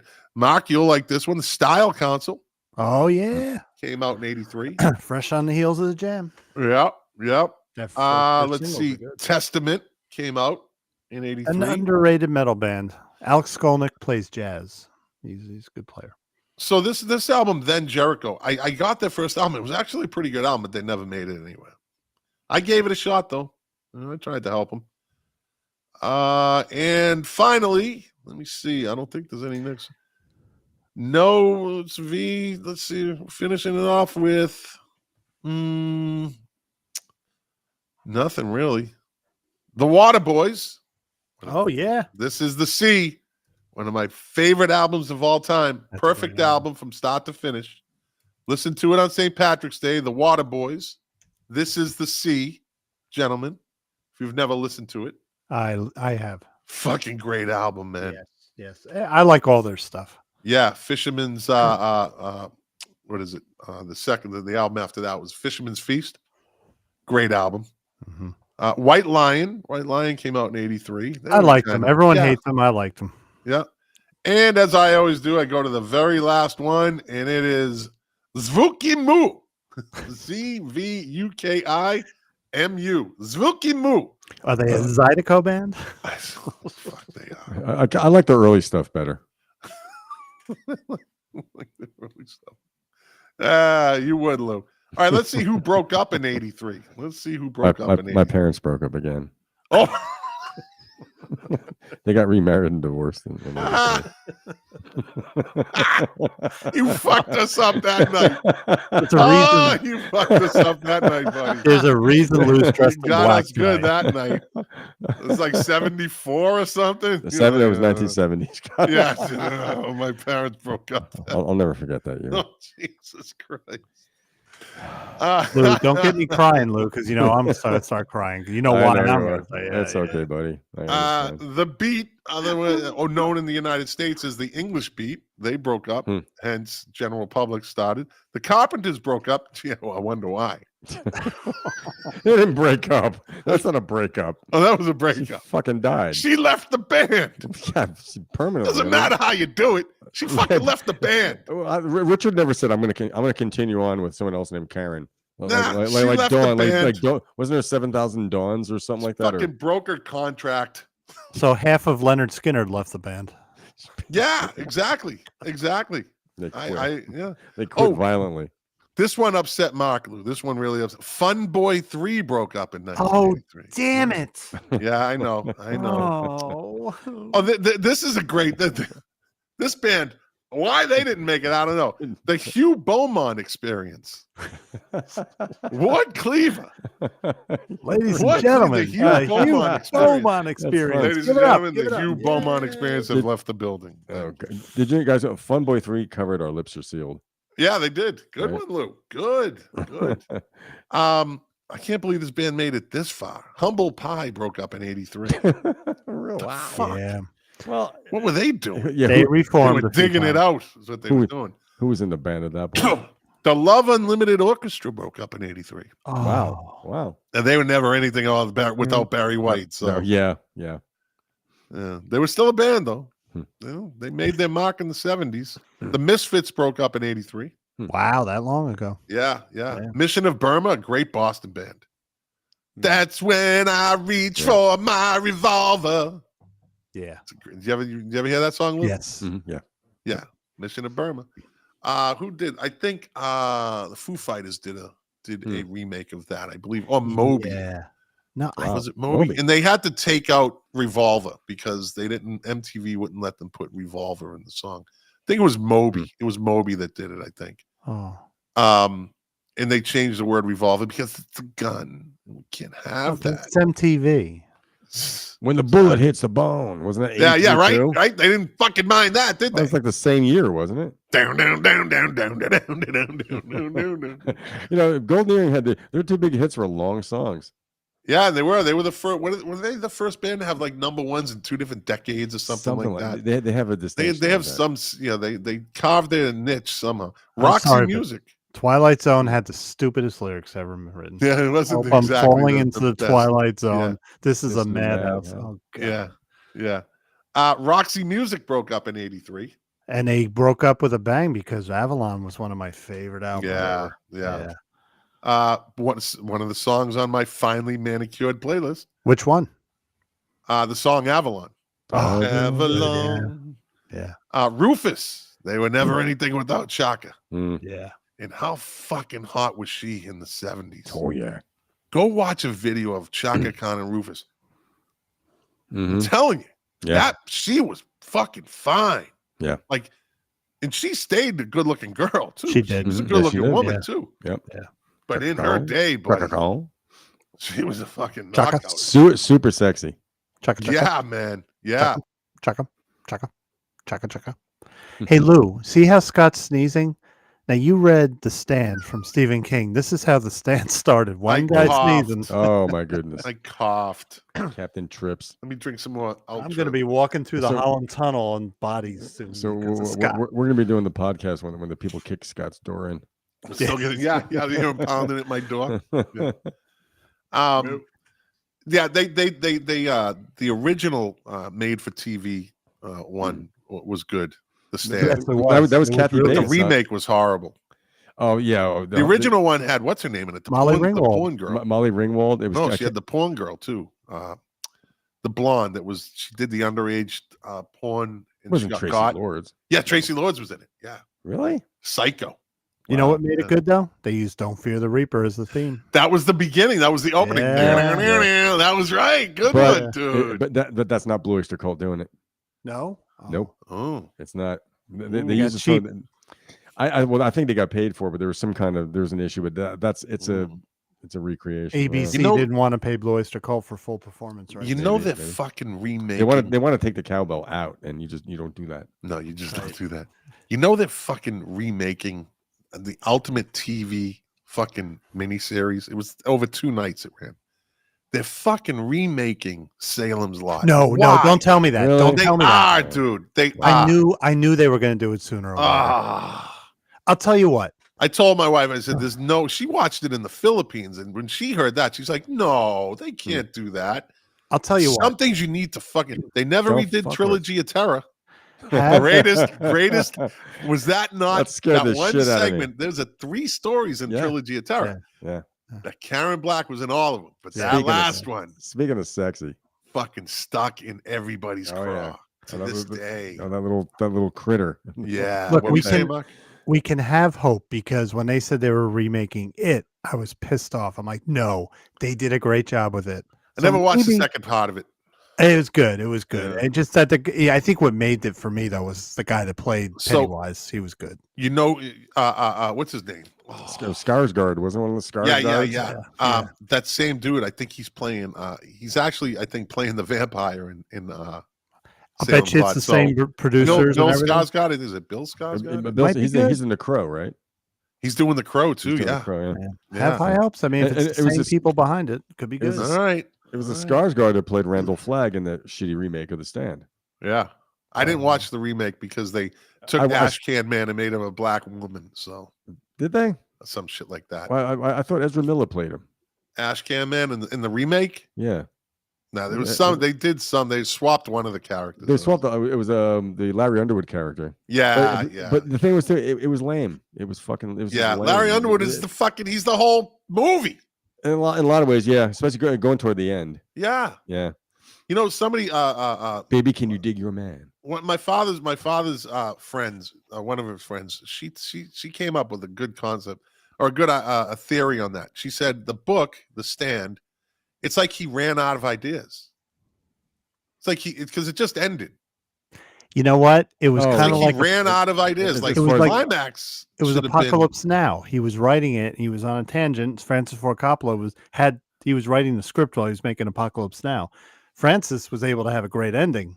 Yeah, Yeah. it's a good point. Very good point. Yeah, it's like Stephen King ran out of ideas. All right, let's move on. The Ruts was broke. They broke up in '83. Simon and Garfunkel broke up in '83. Sly and the Family Stone broke up in '83. Let's see. Oh, my buddy Andy Mura, Tism. He fucking loves this band Tism.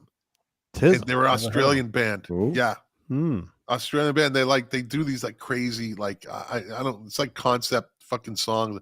It's really they're kind of artsy type thing. He fucking loves them. He Hmm. loves them. Yeah. he would like send me fucking messages. He's like, Tism's getting back together. I'm like, that's good. Is it TISM? Yeah, capital I'm letters, TISM. Yeah. I'm going to check them out. The Waitresses broke up in 83, I think, because the lead singer, I think, she died. She died, didn't she? Cancer. Yep. The That Who. long ago. Imagine that. The Who broke up. Ugh. I saw him on a farewell tour. I think it was in Yeah. '92. Yeah. The 7th farewell tour. It's really going to be it this time. Who's holds the record for most farewell tours? Them or fucking Elton John? I might be Ozzy. And Yazoo broke up in 1983. Vince Clarke from Depeche Mode started that, and then he got Alison Moyet Yeah. to sing. Great voice. And that's that. You know what we're going to move on to? I've been waiting for this. Are you going to do albums released in '83 real quick? Yeah. I got the album charts for 83, but Can I just say one thing? yeah. The fastest selling debut in Atlantic Records history, Zebra, came out in 1983. It was a monster hit. You could not Tell Me What You Want. It was all over the radio. Do you want to do albums or do you want to do You Make the Call? Maybe you make the. We lose audio. Wait, I'll be back. Okay. It depends if Lou got to research for 83. I did, but maybe you make the call. Yeah, well, Lou just stepped out. He probably has to go to the While bathroom. he stepped out, let me just mention a few that I the Final Cut from Pink Floyd, which is kind of like my favorite because it's very dark. It's about World War II. Like it. Yep. Born Again, the Black Sabbath album with Ian Gillan singing. The album was a mess, and I love it for that reason. Genesis, the one with Mama. That's a sublime album. ABC, The Lexicon of Love. Big Yes. album. Yes. John Cougar, American Fool. Yeah. Out in 83. Yeah. Right? Rick Ocasek, Beatitude. Oh, I remember that. Yeah. Yeah. 90125. Triumph, Never Surrender. Oh. I knew you would light up on that one. I knew it. I like Triumph because of Rick Emmett, but they in high school people would call them the Kmart Rush. There was no comparison. They were two totally different bands. That's terrible. Interesting. Yeah. We're just naming off some albums from 1983, Lou. Okay. Give us 3. We just named off 3 each. REM's debut album and one of the best debut albums of all time, Murmur. Yep. Okay. Dave Phillips got that. Yep. Let's see. What makes a man start fires but the Minutemen? And did anyone mention G-Force by Kenny G? Oh no. The followed was a G Spot. Every other album's had a G G-Force by Kenny G. Golden Earring came out with Cut. I believe did that have Twilight Zone on it? I think so. Maybe. Right. Who else? Spandau Ballet, True. Yeah. That's a big song, man. That is. They still make money off that song. Yep. Hell yeah. Iron Maiden, Peace of Mind, which was the first album I bought. I was in my ShopRite supermarket and I saw the cover with Eddie in a straitjacket. I said, I got to buy this album. And the rest is history. Yeah. And Bark at the Moon, the first album after Randy Rhoads died, from Ozzy Osbourne with Jakey Lee on guitar. All right. Marvin Gaye broke out with Midnight Love. Yeah. Sexual Healing, baby. Yeah. That was a comeback. Right? Yeah. Let me see. Kiss, Creatures of the Night. Yeah. This is one of the greatest. This is one of the greatest hits albums ever. Squeeze, singles 45s and under. Yeah. Definitely one of the greatest hit albums ever. Ever. The Fix, Reach the Beach. Ooh, good one. Ooh. Red Skies at Night. Right? Stand or Fall. Saved by Zero and One Thing Leads to Another. That's right. That was the second album. Yeah. That's right. Yeah. Couple big hits though. Yeah. Michael Bolton's self-titled album, Michael Bolton. It was actually a hard rock album, right? It was before he became Soul Man. Remember the MTV video Fool's Game? Yeah. It's terrible. He looked like a hard rock singer though. Oh, he's wearing like a gold lame suit, but he's being rock. He's being so fucking rock. All right. Mark, you want me to go 3? Okay. Pyromania, the Monster album from Def Leppard. Ooh. Texas Flood, first debut album from Steve Ray Vaughan. It just floored all of us. Couldn't Stand the Weather. Yeah. Great video. That was the second album. Okay. And then my third, I'll take it. Hey, I liked it. Shout at the Devil, Motley Crue. I think that's probably their most solid album. All right. That was a heavy album. I'm going to go with Thomas Dolby. Science. Blinded by Science. Great song. Prince, 1999. Double album. Come on now. Yeah, great Come album. on now. And let me see. Give me a third one. Supertramp, Famous Last Words. Yeah, good album. Yeah. Was that after Roger Hodgson left? Yeah. Okay. How about Bryan Adams, Cut Like a Knife? Yeah. That's big. The biggie. Yep. Greg Kihn, Conspiracy. That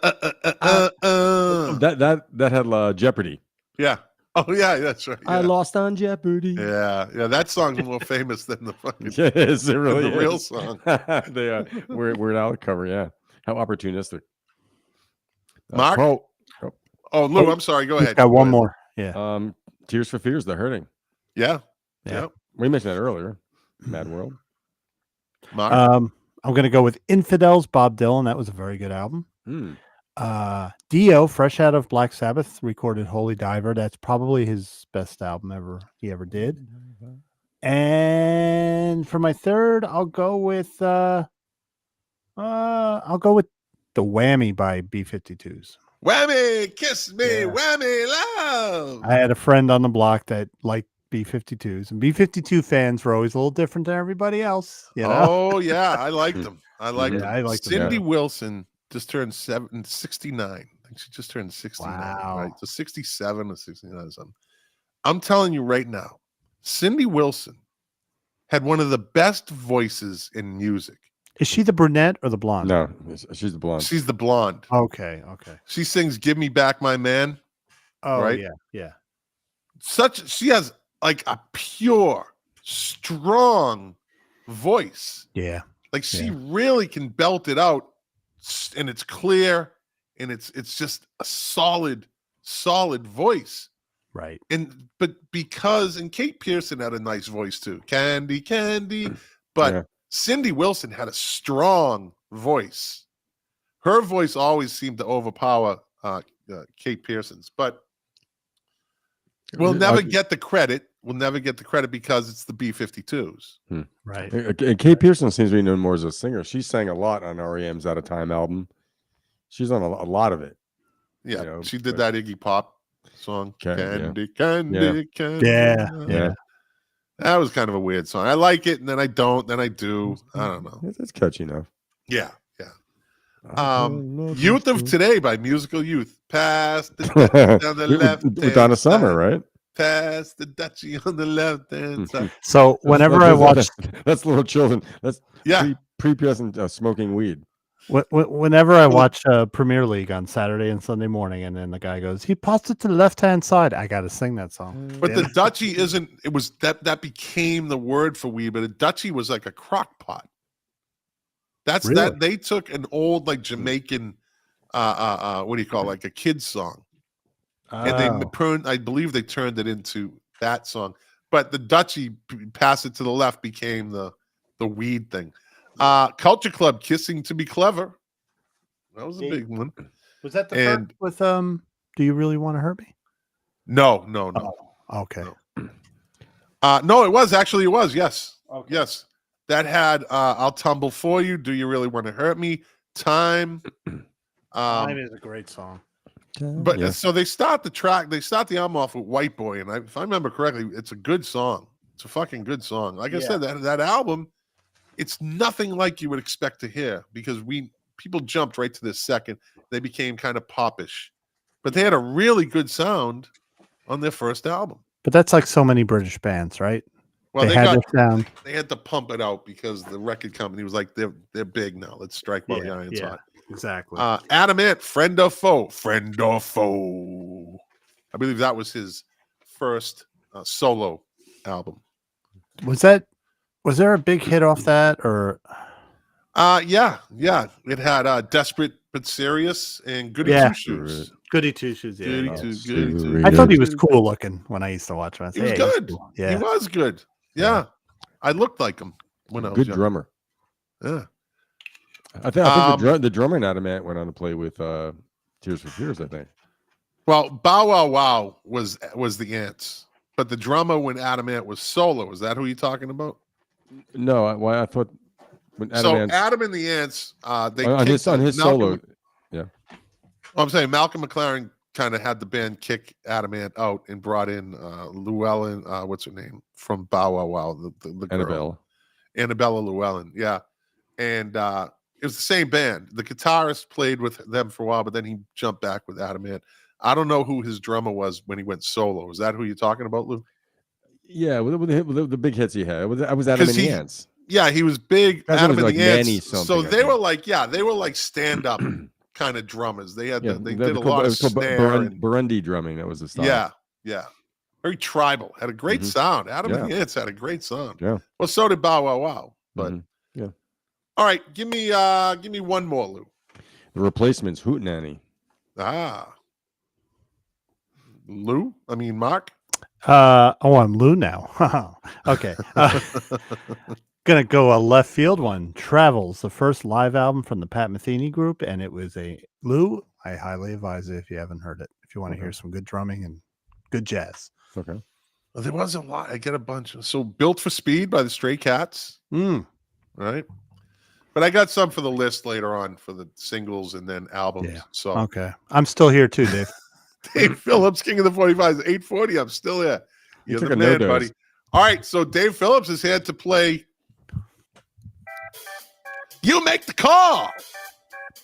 Ow. Yeah. Yeah. Woohoo! Enough of that. Why? All right, you make the call. This is 80s cheese edition. Cool. Some 80s cheese here. It's nothing like 80s cheese, man. Still got some in our fridge. Pretty good stuff. Let's see. All right, you make the call. 80s cheese. Mark. Yeah. You make the call. Sunglasses at Night or The Warrior by Scandal. I'm going to go with Warrior because of Patty Smythe. And also because she was beautiful. And also because I did try to wear my sunglasses at night and I almost crashed my car. So The Warrior. Okay, Lou? Is this what is more cheesy or is this just it's the one that you think these are just 80s cheese songs. We all like what them. do you like better? I'm going with Corey Hart. I got to go with Corey Hart too. Yeah. Patty Smythe. Never surrender. Yeah, but that song I would have picked Corey Hart. Yeah, Sunglasses at Night though. That was. I mean, it was just like, don't switch on the man with the blade. He'll know. Just remember that. What? I think was it? Don't mess around. Don't switch off the guy. He'll know. What is the other line in there? Yeah, don't switch on the blade with the guy or something. Yeah, it made no sense. I mean, he's done very well in real estate. Actually, Corey Hart. Yeah. I told you, my wife met him trick or treating. That's right. That's right. Yeah, and he told her, she said, "Are you Corey Hart?" And he's like, "Yeah." He's sitting in his driveway and he had a fucked up back. He's like an old Jewish guy, right? And he told her, he's like, "Yeah." She's like, "So how have you been?" Wow, And he was probably amazed that an Asian girl, right, was in Boca. Maybe was like saying she knew him, right? Maybe he's big in the Philippines. Well, he was. That was a big song. She didn't come here till '93. Okay. Right. Yeah, the songs like that, they made a lot of radio stations all over. Yeah, that's where he made his money. Yeah. But he said he owned a fucking house in the Bahamas or something like that. He had property in the Bahamas. Cool. So. Yeah, Lou, you'll like this story. You'll understand. But I was sitting home. I was still living at home in Hillsdale at the time, and I saw the sunglasses. And you're young, you're impressionable. I'm like, do people really wear sunglasses? And I was driving around. I saw a couple guys wearing sunglasses at night. So friends of mine said, meet us at the Ridge Diner. So I get in my car. Going up Kinderkamak Road, it's about 5 miles, and I put my sunglasses on. I'm like, I can't see shit, but this is cool. I hit something. All of a sudden, the car went ba-boom. And I was like, I'm taking the sunglasses off. It was a person, Mark. I know. I mean, it was a curb or something. You ran somebody over. Yeah, he still to this day doesn't know. Because there was nothing in the paper the next day. Perry Denovich, the AI, says Canadian cheese. That's right, buddy. Canadian cheese. Don't get him started on Neil Young. First Neil Young and now fucking Corey Hart. Here we go. They both have back problems. I got more Canadian cheese. Anne Murray. Oh, yeah. That's just Canadian shit. All right, Lou, you make the call. Okay. You make the call. No. Not so much cheese. People Are People by Depeche Mode, or Eyes Without a Face by Billy Idol. Eyes Without a Face. Eyes Without a Face? I don't really know the song that well. People are people, so Yeah, why I know should vaguely. it be? I'm gonna You go. and I I'm gonna go get Billy along Idol. so awfully. Okay, yeah, I know it. But I still say Billy Idol. Get you. Got no human race. People Are People, or Eyes Without a Face. People Are People has the great message. I love the lyrics. I love the way they sing it. Right? It's very rhythmic, but now Eyes Without a Face is a really cool ballad. There you go. It. I'll take that. Yeah. Okay, more cheese. Cruel Summer by Bananarama, or She Bop by Cyndi Lauper.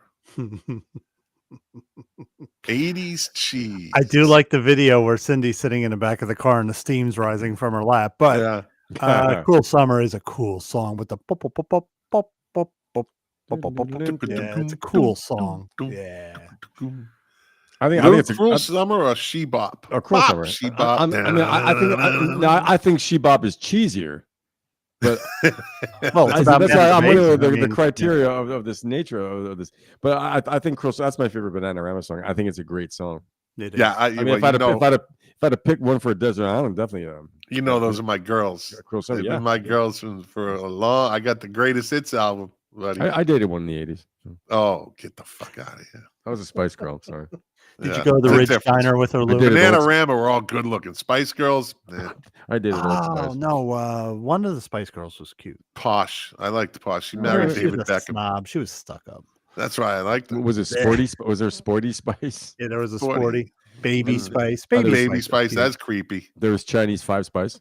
They should have had an Asian girl called her Five Spice. I think that's the joke of the night. Fucking great. Lou got it. Lou got it. Great. They should have had an Asian girl called her Five Spice. Try doing that now.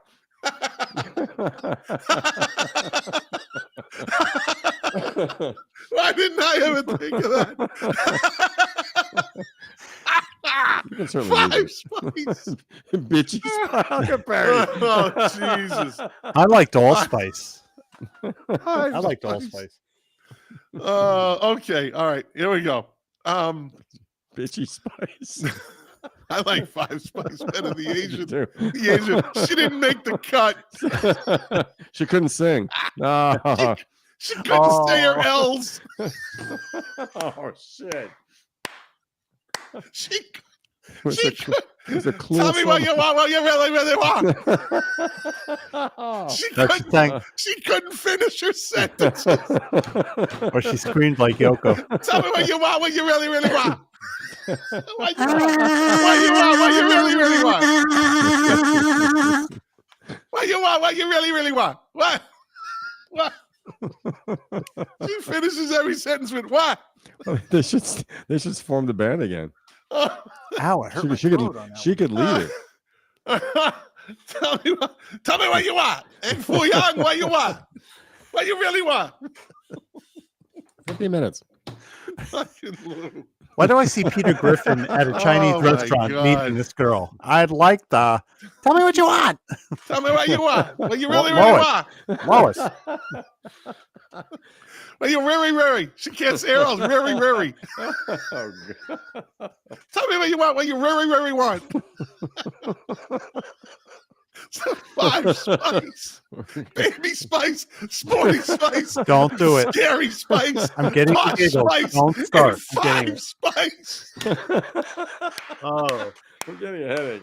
And Five Spice.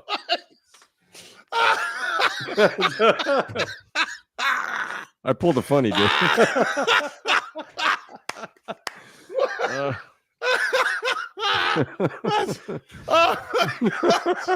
She didn't make the cut. Poor She Five didn't make the Spice. cut. Fong. She couldn't get a solo deal. Poor Five Spice. She could have done a Cruel Summer.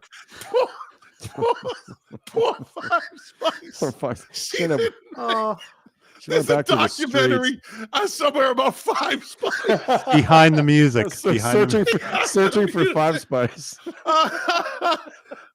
Behind the music. Whatever happened to? Oh my God, I'm sweating. Oh shit. Oh, see what you that was a started slow with? builder, that whole thing. That's I what you're said, paying when me Lou for. said that, I said, that's it. It's gonna.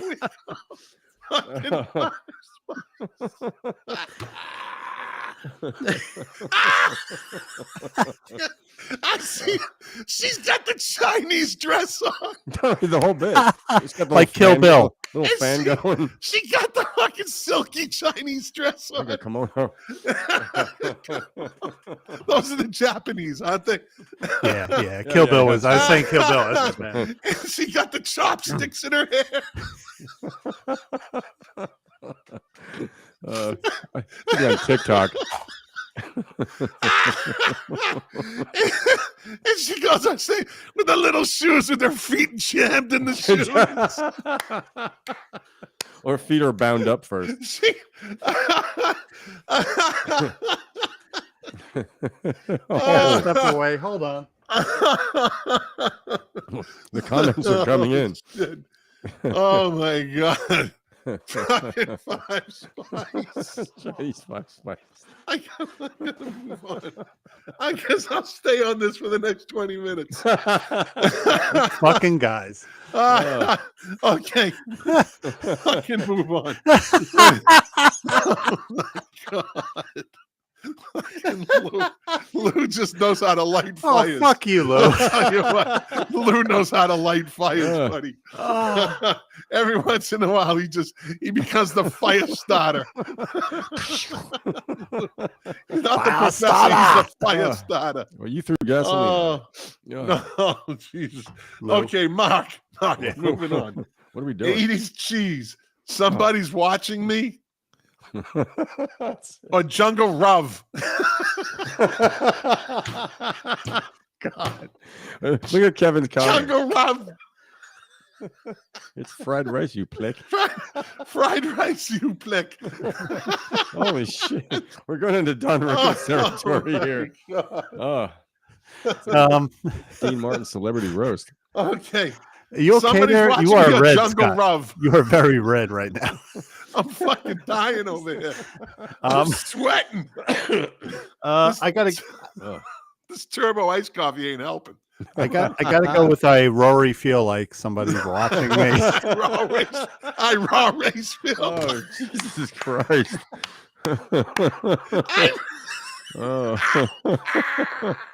Oh, shit. Something's going to happen raw from this.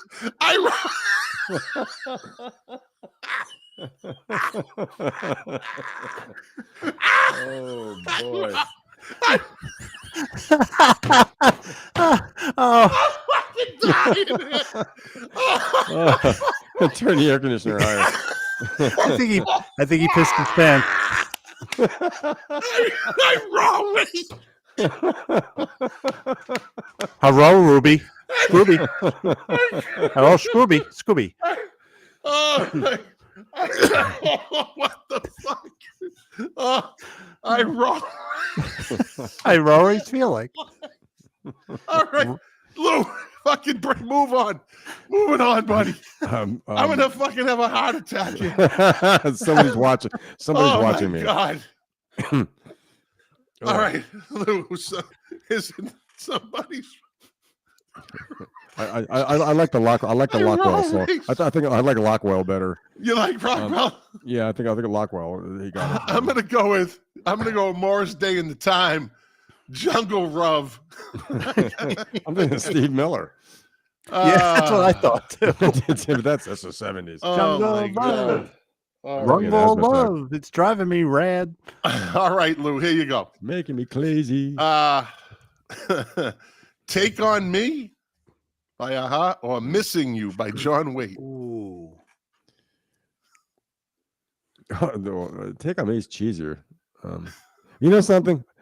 I don't think Missing You. No, am I picking my favorite? What am I Yeah, picking? yeah. Pick the song. These I'll are go- cheese songs, but I'll go with John Waite. John Waite, missing you. Because I can lie to myself. Mark. Oh, John Waite, that twist at the end. I'm not missing you. Yeah, go At on, all. John Waite.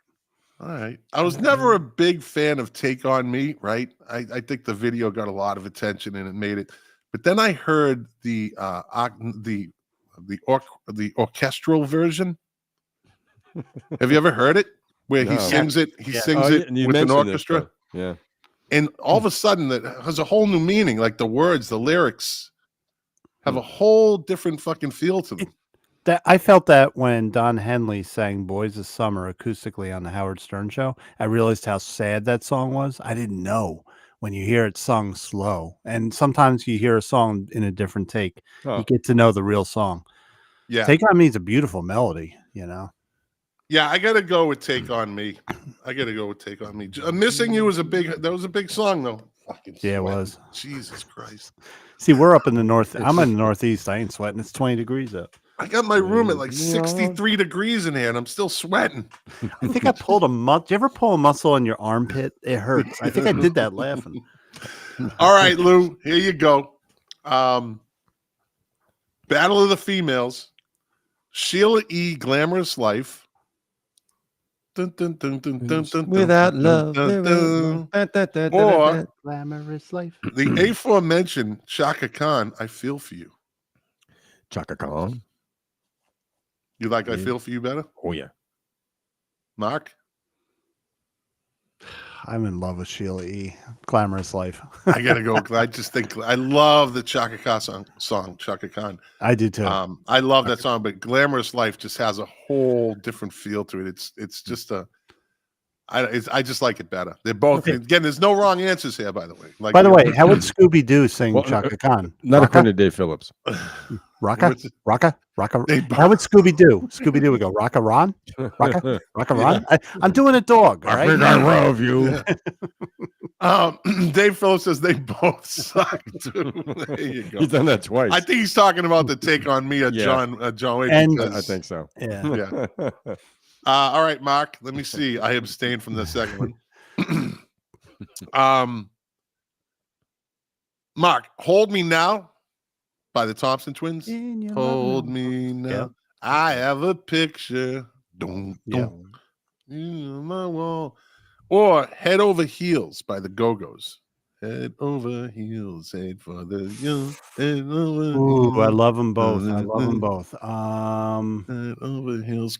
I'm going with Head Over Heels because the breakdown in the middle of that song is really good. Right? You know, All right. Head Over Heels. Lou? And who was the go guitar on. player? Charlotte Caffrey, the guitar Yeah. player. She looked beautiful in that video. Yeah. Lou? Hold me now. I gotta go Hold Me Now. Hold Me Now. Big Thompson Twins fan. That's a great song. I don't even like the Go-Go's. Why do I have to think about that? I know.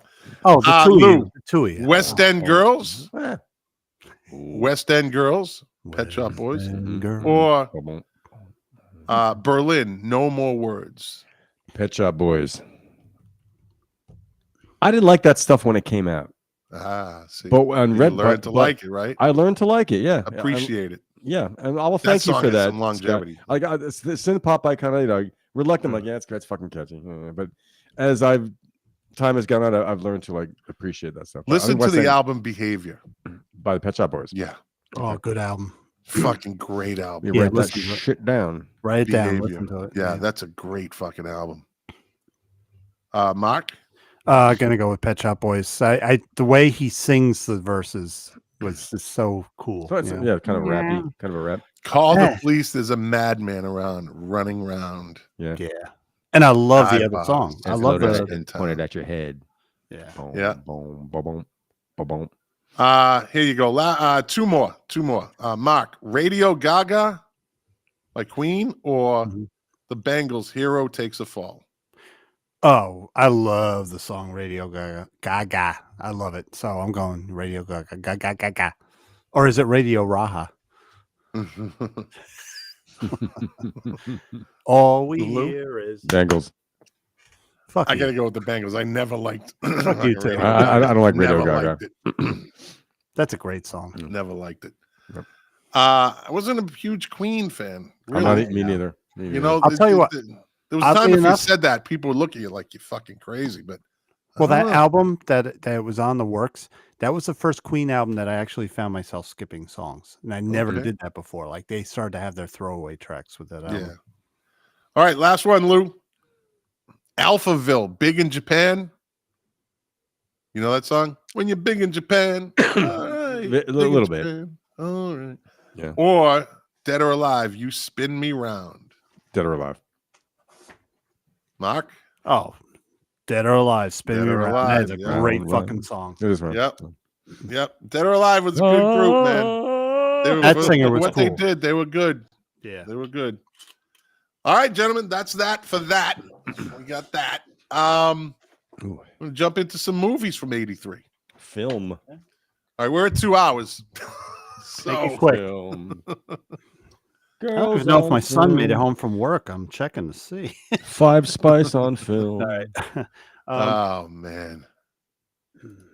All right, let me start. Dead Zone. Oh yeah. Dead Zone came out in '83. Mm-hmm. Great. I just did one of those you make the calls the other day. Mhm. Lou? Mr. Mom. Ah, okay. Michael Keaton's kind of his, not his, no, Night Shift was his debut, but that was his, when it was earlier comedies before Batman. Yeah. Funny movie. Terry Garr, Martin Mull is in it. I loved her, man. He has one of my favorite lines: "Never feed a baby chili and apple juice." Terry Garr. I dated a girl She was cute. that looked like Terry Garr. Oof. You remember her? She was on a Star Trek episode, the original Star She Trek. was, that's Yeah. right. Yeah. Yeah. And Mark? she was in Tootsie. Yeah. Yeah. Yep. Hmm. That's right. I'm going to go with the first movie to make me laugh like we just laughed. The first time I ever laughed so hard I almost threw up. Easy Money. The scene where him and Pesci are getting stoned in the van and they crash the van and the cake just comes into the window. Those Easy movies, Money is one of the best movies ever they're made. so cheap and so funny, though. It is a trashy movie. Yeah, but it's hysterical. It is. Yeah. Remind me to tell you the wedding cake story. Not tonight, because it's about a 10-minute story, but I got a wedding cake story that's hilarious. You hit somebody with a wedding cake. No, you got to hear this story. It's fucking classic. But we'll tell it next week. Remind me. Okay. Lou, did you already give a name? Did you already give a name? I gave one earlier. Yeah. Rumblefish. I actually like Yeah. that movie. Yeah. Francis Stan Ford Coppola. Ridgway from Wall of Voodoo. Don't box me in. Yeah. The song from he did a couple songs on that album. Matt Dillon, where only the fish were in color. Yeah. Only the fish were in color. Mark? Oh, Lou? Uh, Sorry, Lou. Oh, yeah. Yeah, I'm sorry. One of my favorite Martin Scorsese movies, The King of Comedy. Robert De Niro. Yeah. I Jerry never Lewis. saw that. Yeah, I never yeah. saw it. Mark, you got to see. You Yeah. like dark stuff, man. This is Yeah. it's a Yeah, funny dark definitely. comedy. Okay. Yeah. De Niro is Yeah. scary. He's not frightening. Well, frightening, but he's just the way he goes into this role. But he's Yeah. funny too. Yeah. Mark? The movie that told us all that Sean Penn could act, Bad Boys. Good movie. Yeah. Hmm. Yep. Yep. I'm gonna go with the movie that's kind of like Rumblefish, and we talked about these last week. The Outsiders. Yeah. Yeah. Great movie. The Outsiders. Pony Boy. Came out in '83. Yeah. Lou. Return of the Jedi. Oh, yeah. Ooh. Yeah. Yeah. Mark. Sudden Impact. I always got to do a Clint Eastwood movie. Oh, they're all good. Okay. All right. War Games. Yeah. Do you want to? War play Games a came out in game? '83. All these fucking great movies that came out in '83 and Yeah. garbage today. Well, they're all remaking the movies. I don't know what's even in the Oscars the last couple of years. I mean, a couple things have popped Why out here and bother? there. Yeah, I know. I'm just like, Why but bother? That's People why the say- ratings are so low on all these award shows because it's nothing. It's fucking garbage. Lou. I name a movie I've never seen because I can't stand the fucking song in it. Risky Business. Never saw it. Yeah, old time rock and roll. No, I liked it when it first came out, but the movie's good. The It movie is. is actually really- I never saw it, but yeah. Listen, Do you Rebecca know- De Mornay is a Yeah. fucking smoke show in that Yeah. fucking movie. Yeah, oddly enough, a lot of the music was written by Tangerine Dream. People don't remember that because it's a Really? Bob Seger song, but like the scene in the subway where they finally consummate their relationship. Yeah. In a subway? Yeah, he fucks her. Oh, it's a whole thing. In a Yeah, subway yeah. car. Yeah. You got to see it. It's actually it was filmed really well. So you're Yeah, saying it the was. sex is hot in this movie? It's filmed really, Rebecca De Mornay is, like I said, smoke show. Mark? I'm gonna go with one of my favorite Gene Hackman movies that doesn't really get talked about. Uncommon Valor.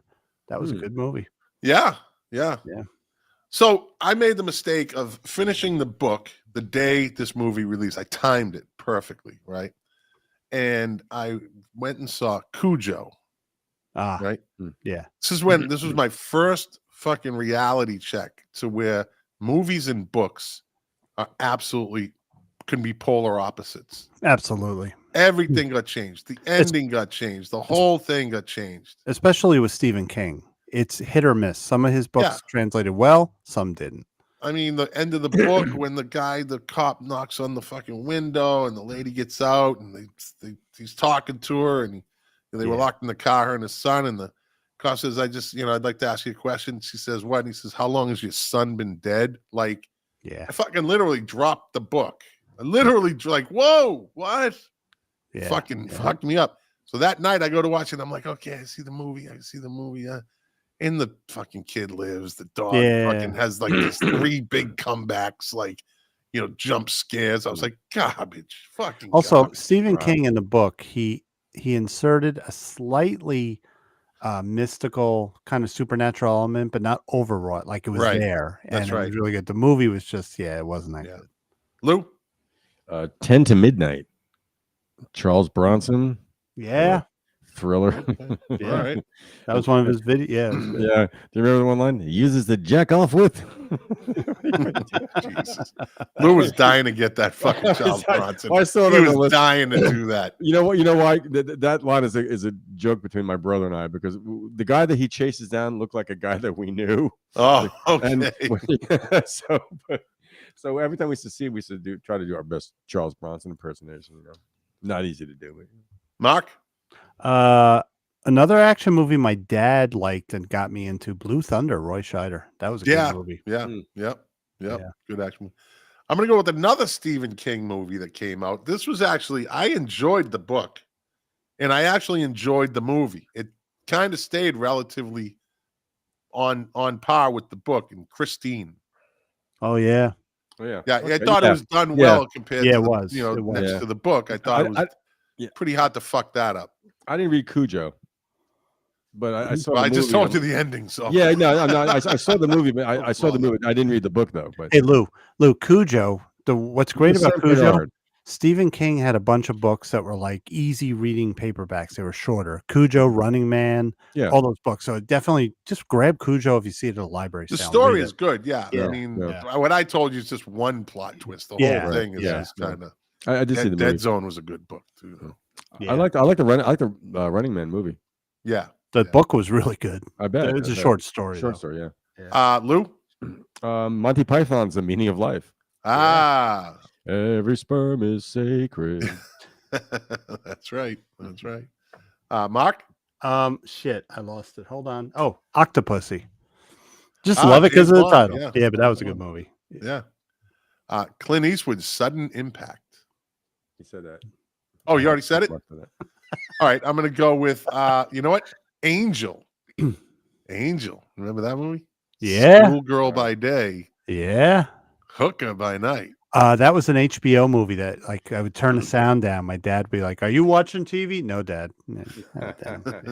Angel. But the slide box where you would slide between channels was, Mark, did you do your own laundry the next morning? All right, come on. Moving on. Lou. Mom, I'll do it. It's okay. I'll do it. Lou. You know what? Lou's talking from personal experience. Can start in trouble. Because he saw Zsa Zsa Gabor on Johnny Carson. 2 hours now. Let's get this shit Lou going. saw Zsa Zsa Gabor on Johnny Carson in 1968, and that's where that story came from. He was fucking 19 at the time, so I can see. I was 7. All right. So. It's my turn, right? The Bad Man from Detroit, Dr. Detroit. No, Dr. Detroit, Dan Aykroyd, Hello, Mom. Yeah. I think that movie's very funny. It got trashed. Yeah, all the critics trashed it. Wasn't exactly, I used to talk to my own mother like Dr. Detroit. Remember, because mom was the pimp lady. Yeah. I said, Yeah. hey, mom, happy birthday, mom.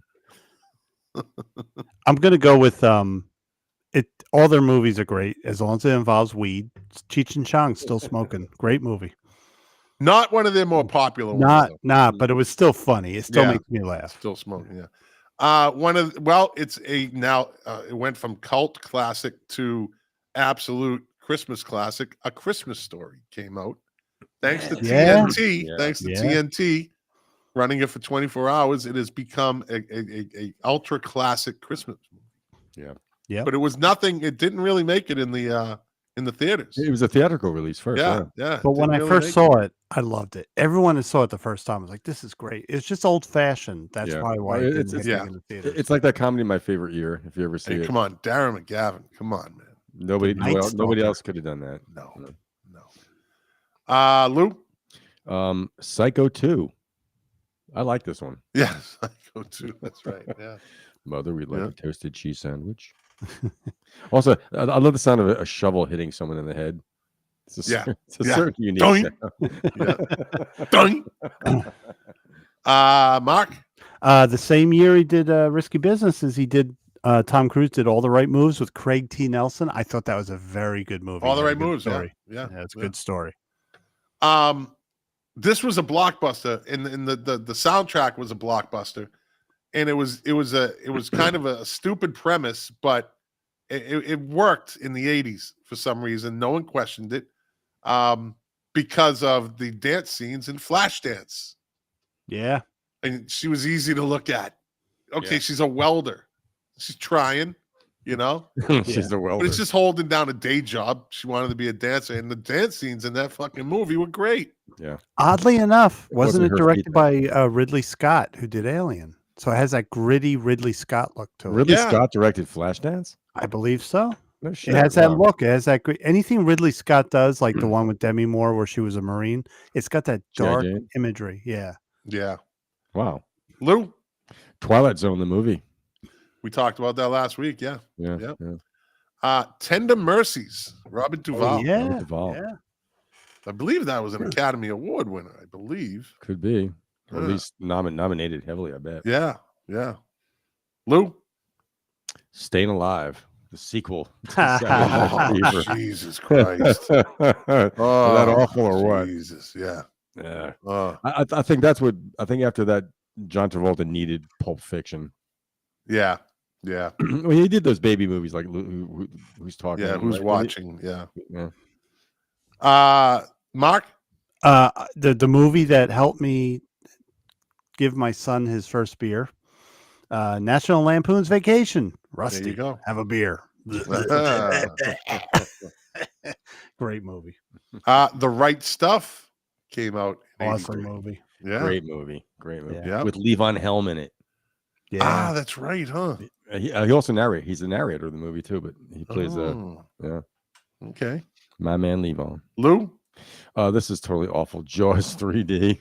Oh, that was horrible. This is so- With a young Yeah. Dennis Quaid. Dennis Quaid. Yeah, Yeah. Dennis Quaid. You know, the first Jaws is such a fucking classic, and then to water things down and to just trash it like that. Capitalize on it. They tried Yeah, really they hard. just shit all over it. The one after that was even worse, where the Jaws. wife goes to the Bahamas and the Jaws follows her down there. That was Lorraine even Gray worse. or whatever her name is. Yeah, That's yeah, The it was so original good. wife. Oh my Yeah, God. yeah, that was really bad. So- Michael Caine was in it. Really? Yeah. Oh was really bad. man, Yeah. I feel ill. Let's see. Let's get a couple more in here.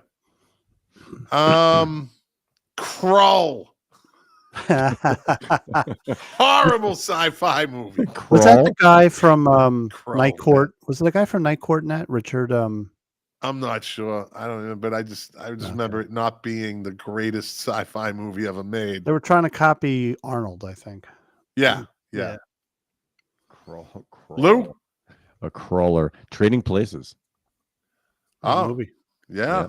Yep. Yep. Even tells the time in Stad. Mark? My favorite part of that is when the guy's playing the saxophone and they won't give money, so they're playing it really badly, and they're like, "Here, stop." Let's continue the bad movies. Stroker Ace. That was started Burt Reynolds' downfall. So Yeah. that was a Yeah. bad movie. Yeah. I believe this was Sean Connery's last James Bond movie. Never Say Never Again. Would that It be was his last? unofficial. It was not Yes. part of the Broccoli sanctioned movies. Right. Right. It was a good movie though. Yeah. But that was that. I Mhm. think that was his last Bond movie. Yeah, Yeah, yeah, that he was- didn't, Three? yeah, he didn't do anything after that. All right, one more, Lou. Okay, let's see. I'm coming up. Easy. We said easy. You said easy money, Mark. Yeah. Yeah, I did. Fuck me. I got nothing here. I'm out. I got nothing. I got I got nothing. nothing. I got I nothing. got nothing. Yeah, you No, rock. it's so strange brew. There you go. There you go. I'm sorry. Mark? Mackenzie a Brothers. movie with a young Nikki Coppola, and it started a whole thing in the '80s. Valley Girl. Okay. Yeah. Yeah. Valley Girl. Nikki one. Coppola. Good one. Great soundtrack. Nikki Yeah. Couple. The Plimsolls.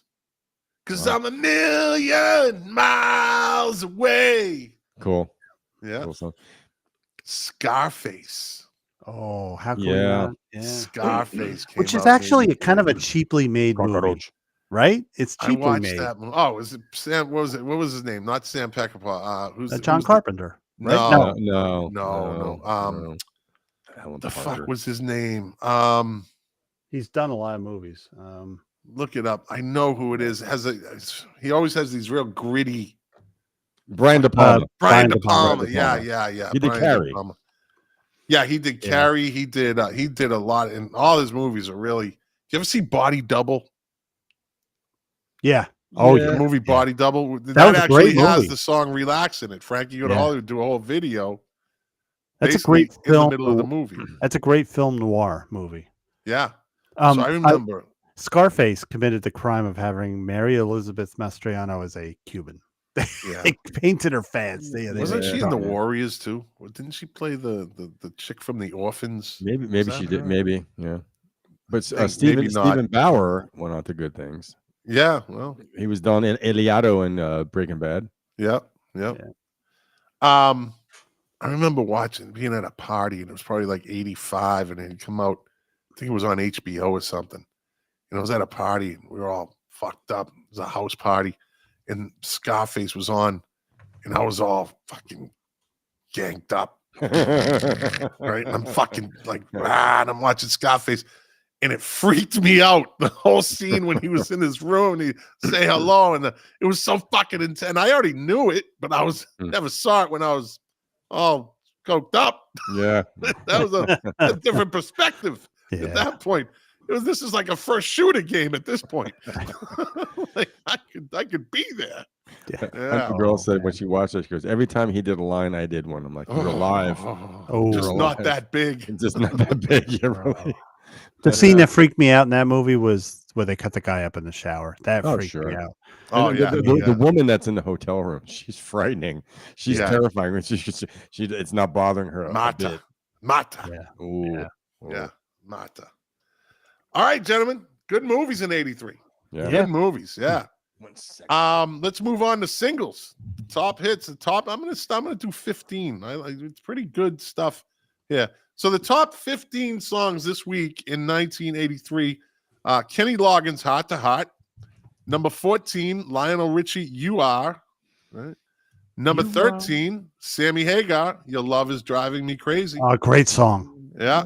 Number 12 this week in 1983, Adam Ant, "Goody Two Shoes." Mm-hmm. Number 11 this week on the charts, the singles charts in 1983, The Pretenders, "Back on the Chain Gang." Good song. Number 10 this week on the singles charts in 1983, Musical Youth, "Pass the Dutchie." Look at Lou just turned the lights on. What the fuck's he doing? What the fuck? He likes think being in the dark. I don't I know think what Lou had a high. I'm fine. I'm fine. I think I'm Lou had. fine. I just get up and randomly shut the fucking lights off during a live stream. It got think bright in here. I think you, Lou. I think you're having a high IPA alcohol content IPA day. Jesus. No, I'm fine. Oh, okay. All right. Anyway, Mark didn't notice I'm in a different room.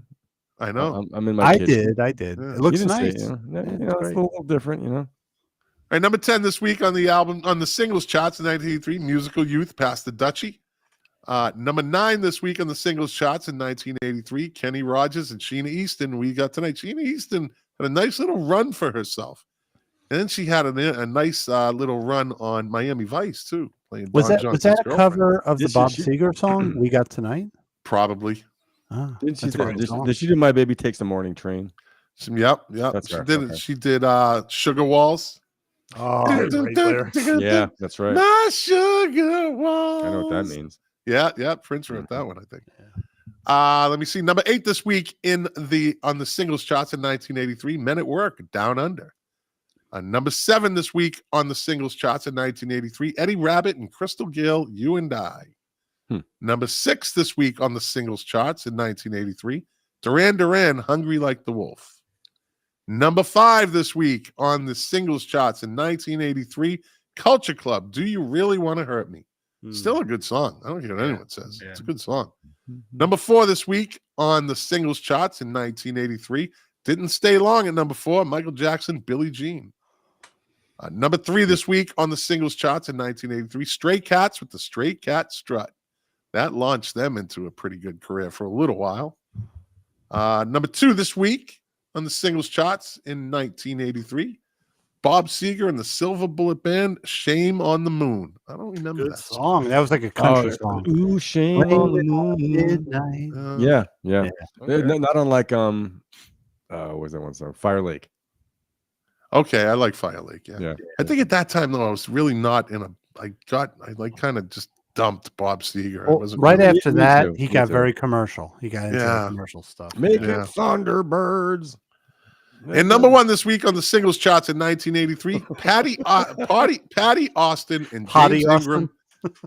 Baby, come to me, baby, come to me. Oh yeah. Yeah. That's a pretty hot song. Yeah, it was number 1. So, top 10 albums this week. You know what? Let me do 15. Top 15 albums this week. 16 was Pyromania. Number 15 this week on the album charts in 1983, The Clash, Combat Rock. Number 14 this week on the album charts in 1983, Tom Petty and the Heartbreakers, Long After Dark. Number 13 this week on the album charts in 1983, Billy Squier, Emotions in Motion. Emotions in motion. Video kill. Isn't that the Cars? Wasn't that the Cars song? Emotion? Did you just sang? Emotions? That was Oh, that was the Billy Casey. Squire song. Oh, okay. Emotions. What did the Cars sing? The Cars had some sort of It song. was Rick about Ocasek had it called Emotion. Your emotion. it. Emotion in Motion. I thought that was okay. I It's don't know. like he copied Billy Squire. Either way. Number 12 this week on the album charts in 1983, Pat Controversy. Benatar, Getting Nervous. Number 11 this week on the album charts in 1983. This kind of launched him into being an 80s monster. Lionel Richie, debut album, Lionel Richie. Oh, yeah. I know I wasn't a big fan back then, but I learned to kind of like the stuff later on. Yeah. Number 10 this week on the album charts in 1983, the Rock and Roll Hall of Fame nominees Foreigner for their album Records. Number 9 this week on the album charts in 1983, Toto with Toto 4. Yes. Number 8 this week on the album charts in 1983, Phil Collins, Hello, I Must Be Going. Big fucking album. Yeah. Big album. Number 7 this week on the album charts in 1983, Duran Duran, Rio. Number 6 this week, another fucking monster album. Number 6 this week on the album charts in 1983, Frontiers by Journey. Yeah. Number 5 Great this album. week on the album charts in 1983, Bob Seger and the Silver Bullet Band, The Distance. Number 4 this week on the album charts in 1983, a band of who it could have been if they really just kind of kept it together. Men at Work, Business as Usual, because they were good. Yeah. They were good. Number 2 this week on the album charts, maybe, I don't know, arguably the top 3 biggest monsters of the 80s. They were fucking everywhere. Maybe we should have that discussion next week. Daryl Hall and John Oates with H2O. Wait. This is where the vernacular comes in. Daryl Hall and John Oates were fucking everywhere. Where were they fucking? Anyway. Oh, all right.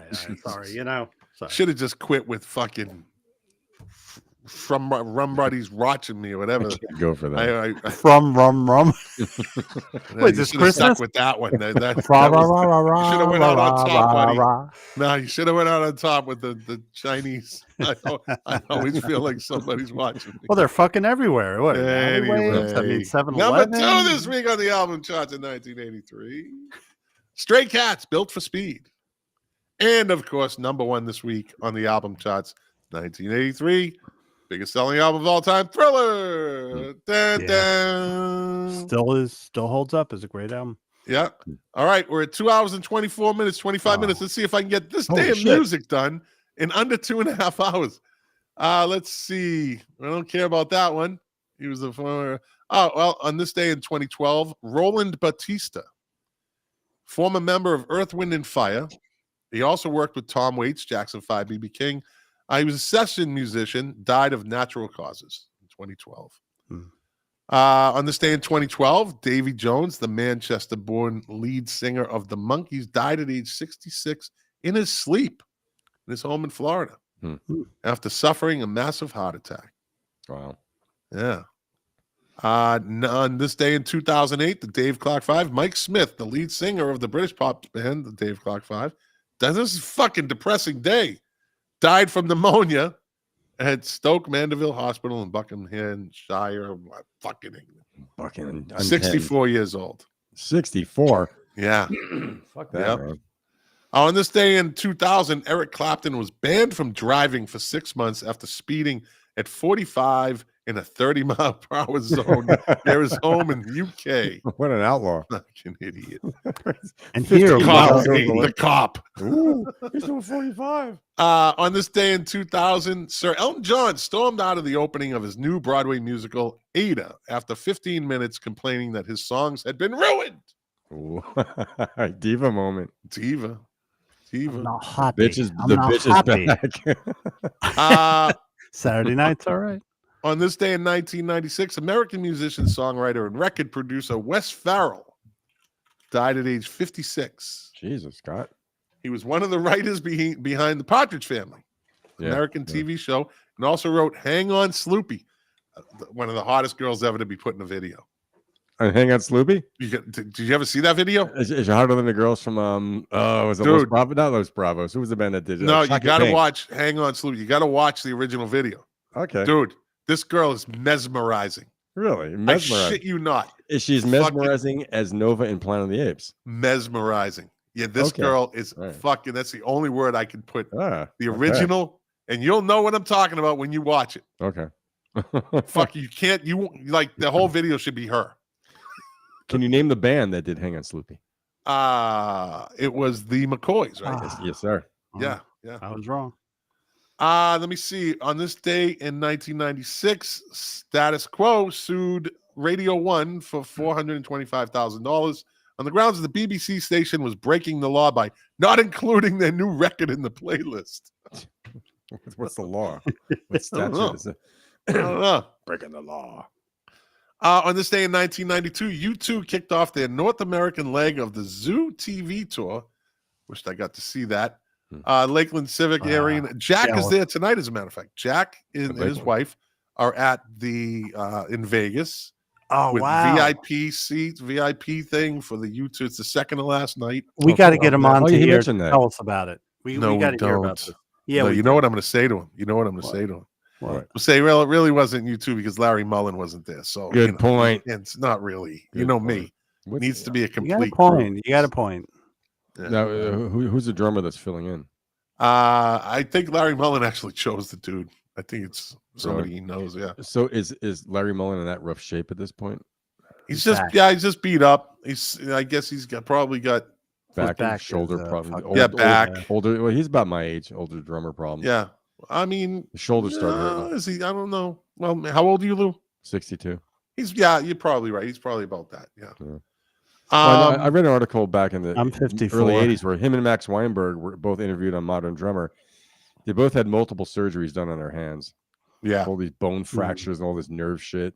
Yeah. They're heavy hitters, but yeah. I just All right, want to on hear Jack talk about the Sphere experience. So we gotta, I hope Yeah, he can get on. I'll put him on and then I'll just leave him. I'll go to the bathroom or something. I don't want to Ah, wax poetic about him. Yeah. well, On this day, I don't care. On this day in 1988, Robert Plant released his fourth solo album, Now in Zen. The album peaked at number 10 on the UK love charts. that album. Love it. Yeah, tracks Heaven Knows and Tall Cool One featured Yeah. guitarist Jimmy Page. Yeah. On this day in 1980, this is morbid. People love this shit, though. The glasses that Buddy Holly had been wearing when he died were discovered in a police file in Mason, Iowa, after being there for over 21 years. Yeah. Wow. So who gets them? That's They an interesting- went to his wife, Maria. Did they? Yeah, we did a little thing on that on the day the music died on Music Relish. The glasses went to Maria. She donated them to a proper of the Buddy Holly Museum, probably in Lubbock. All right. But yeah, she got them back though. I mean, that's fun. They were found in a field. When the thing when the plane crashed, it was snow on the ground, so they couldn't find them until spring when it thawed. But those iconic those glasses were on his head when the plane crashed. It was fucking weird. On this day in 1968, the Beatles' Sgt. Pepper's Lonely Hearts Club Band won Album of the Year, Best Cover, and Best Engineered and Recorded Album at this year's Grammy Awards. Wow. On this day in 1964, the first night of a 29-date, twice nightly tour featuring The Searchers, Bobby V, and Dusty Springfield kicked off at the Adelphia Cinema in Slough.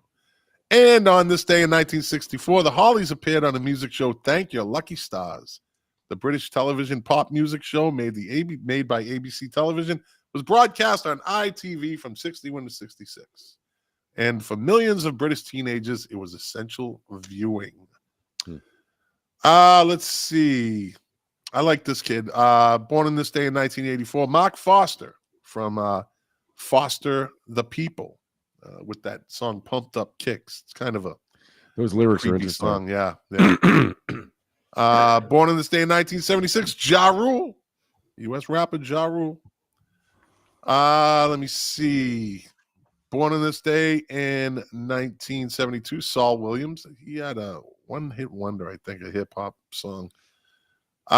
Jimmy Dorsey was born on this day in 1904. Band leader. And that's it. We made it in 2 hours and 31 minutes. Woof. Cut We're at the 25 end of the minutes off of first- last week's show. It's the end of the first set. We'll be back for the Yeah, drums and we'll the be back. space. Did I tell you? So we went to this Christmas show, and it was like a Ricky and Lucy Ricardo Christmas show, right?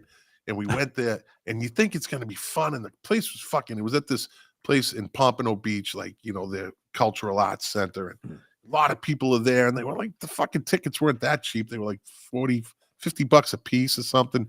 And we go in it, and you start to. It was fucking like tacky, right? And like the shit, they hey, hit my music, and there's some cheesy high school kid like delayed hitting the music, and the screen in the background went around, and it was just like really not really well put together. And they had, I don't know what they were thinking, but they were like, okay, we're gonna take an intermission. The lady looked just like Lucy. She looked just like Lucy. Like they found a Lucy impersonator, and she did a good job, but it wasn't like they did the Vegemita Veda mix skit, right? Which was good, but the whole thing was put together pretty like shitty. And at the intermission, right? People go out to get wine and shit. Fucking everybody just kept going. Fucking people just kept. Me and my wife just sat there for a second, and we're like, "Did we leave?" Because we're in like the third row, like they could see us, right? Like we made eye contact, and you're like, "Do you really?" They're gone though, and my wife goes, "Well, whatever you want to do," and I'm like, "Fuck this, let's go." And she's like, "Okay," like she didn't even. And I know they came back like after intermission, and the fucking place had to be only a quarter full. It was fucking Bummer. Know your audience. No, you don't do a whole fucking 2-act show that you think is gonna. I've been to It had a concerts lot of like that. potential. It had a lot of it just fucking bombed. So, anyways, all right, gentlemen, as I always say, thank you for your time. Thank you for your knowledge. But most of all, thank you for your friendship. That means more than all of it. Everybody who's watching and listening, if you're watching and you're watching this on YouTube, or you want to, hit, the share button, hit the fucking leave a comment, whatever you do on YouTube. I don't really push that. I just let it go from this point on. It is what it is. 137 episodes. Still. And if you're listening on the podcast platforms, just give us a 5-star rating, leave a comment, and we appreciate passing on. And as I always say, Patty Yossi says, great show. Thanks, guys, for all the info and the laughs. Sweet dreams, Patty. you too. Good night, Patty. I guess my brother had said something about De Palma, Brian De Palma. I'm reading some old. Dave Phillips left at 9 o'clock. Kevin Corkum, thank you, my friend, for the contribution to the laugh track with your fried rice comment. You plick. Perry Denovich, the AI, said Staying Alive was directed by Sly Stallone. All right, man, Perry. Because we're back, yeah. As I always say to the people, thank you for watching. Thank you for listening. If you liked it, share it. If you didn't, then, you listen. Thanks for listening for 2.5 hours. You'll never get that time back. No. And as I always say, doing the show for you, to quote my favorite artist, Morrissey, the pleasure, the privilege is mine. We'll be back next week. Anything you want to do next week? Is there anything we had planned? I got some. Oh, yes. The professor has a plan. Grammy artists that have won Best New Artist of the Year but have tanked after that. Yeah. That's one of the segments we'll do. That's one of the segments. Maybe we'll do like albums that are turning 50 this year. Okay. What do you think? So it'll be 74? Yeah. 70s. Oh, that's a good year for albums. It could be an interesting year. That's going to be the whole show, I'm telling you. Albums that turn 50 this year. And then we'll find some other shit along the way. The 70s was full of movies, too. Yeah. 74, too. All right, everybody. I can name one, The Last Detail. Oh, okay. Great movie. All right. I think we might have done 74, but we'll see. We'll come up with something. All right, everybody. See you next week. Next Thursday night live stream, 7 o'clock as usual. Podcast listeners, you're probably listening Friday morning. So thanks for listening. And to my son and son-in-law and daughter, safe travels. There you go. Yeah. There you All right. go. All right, everybody.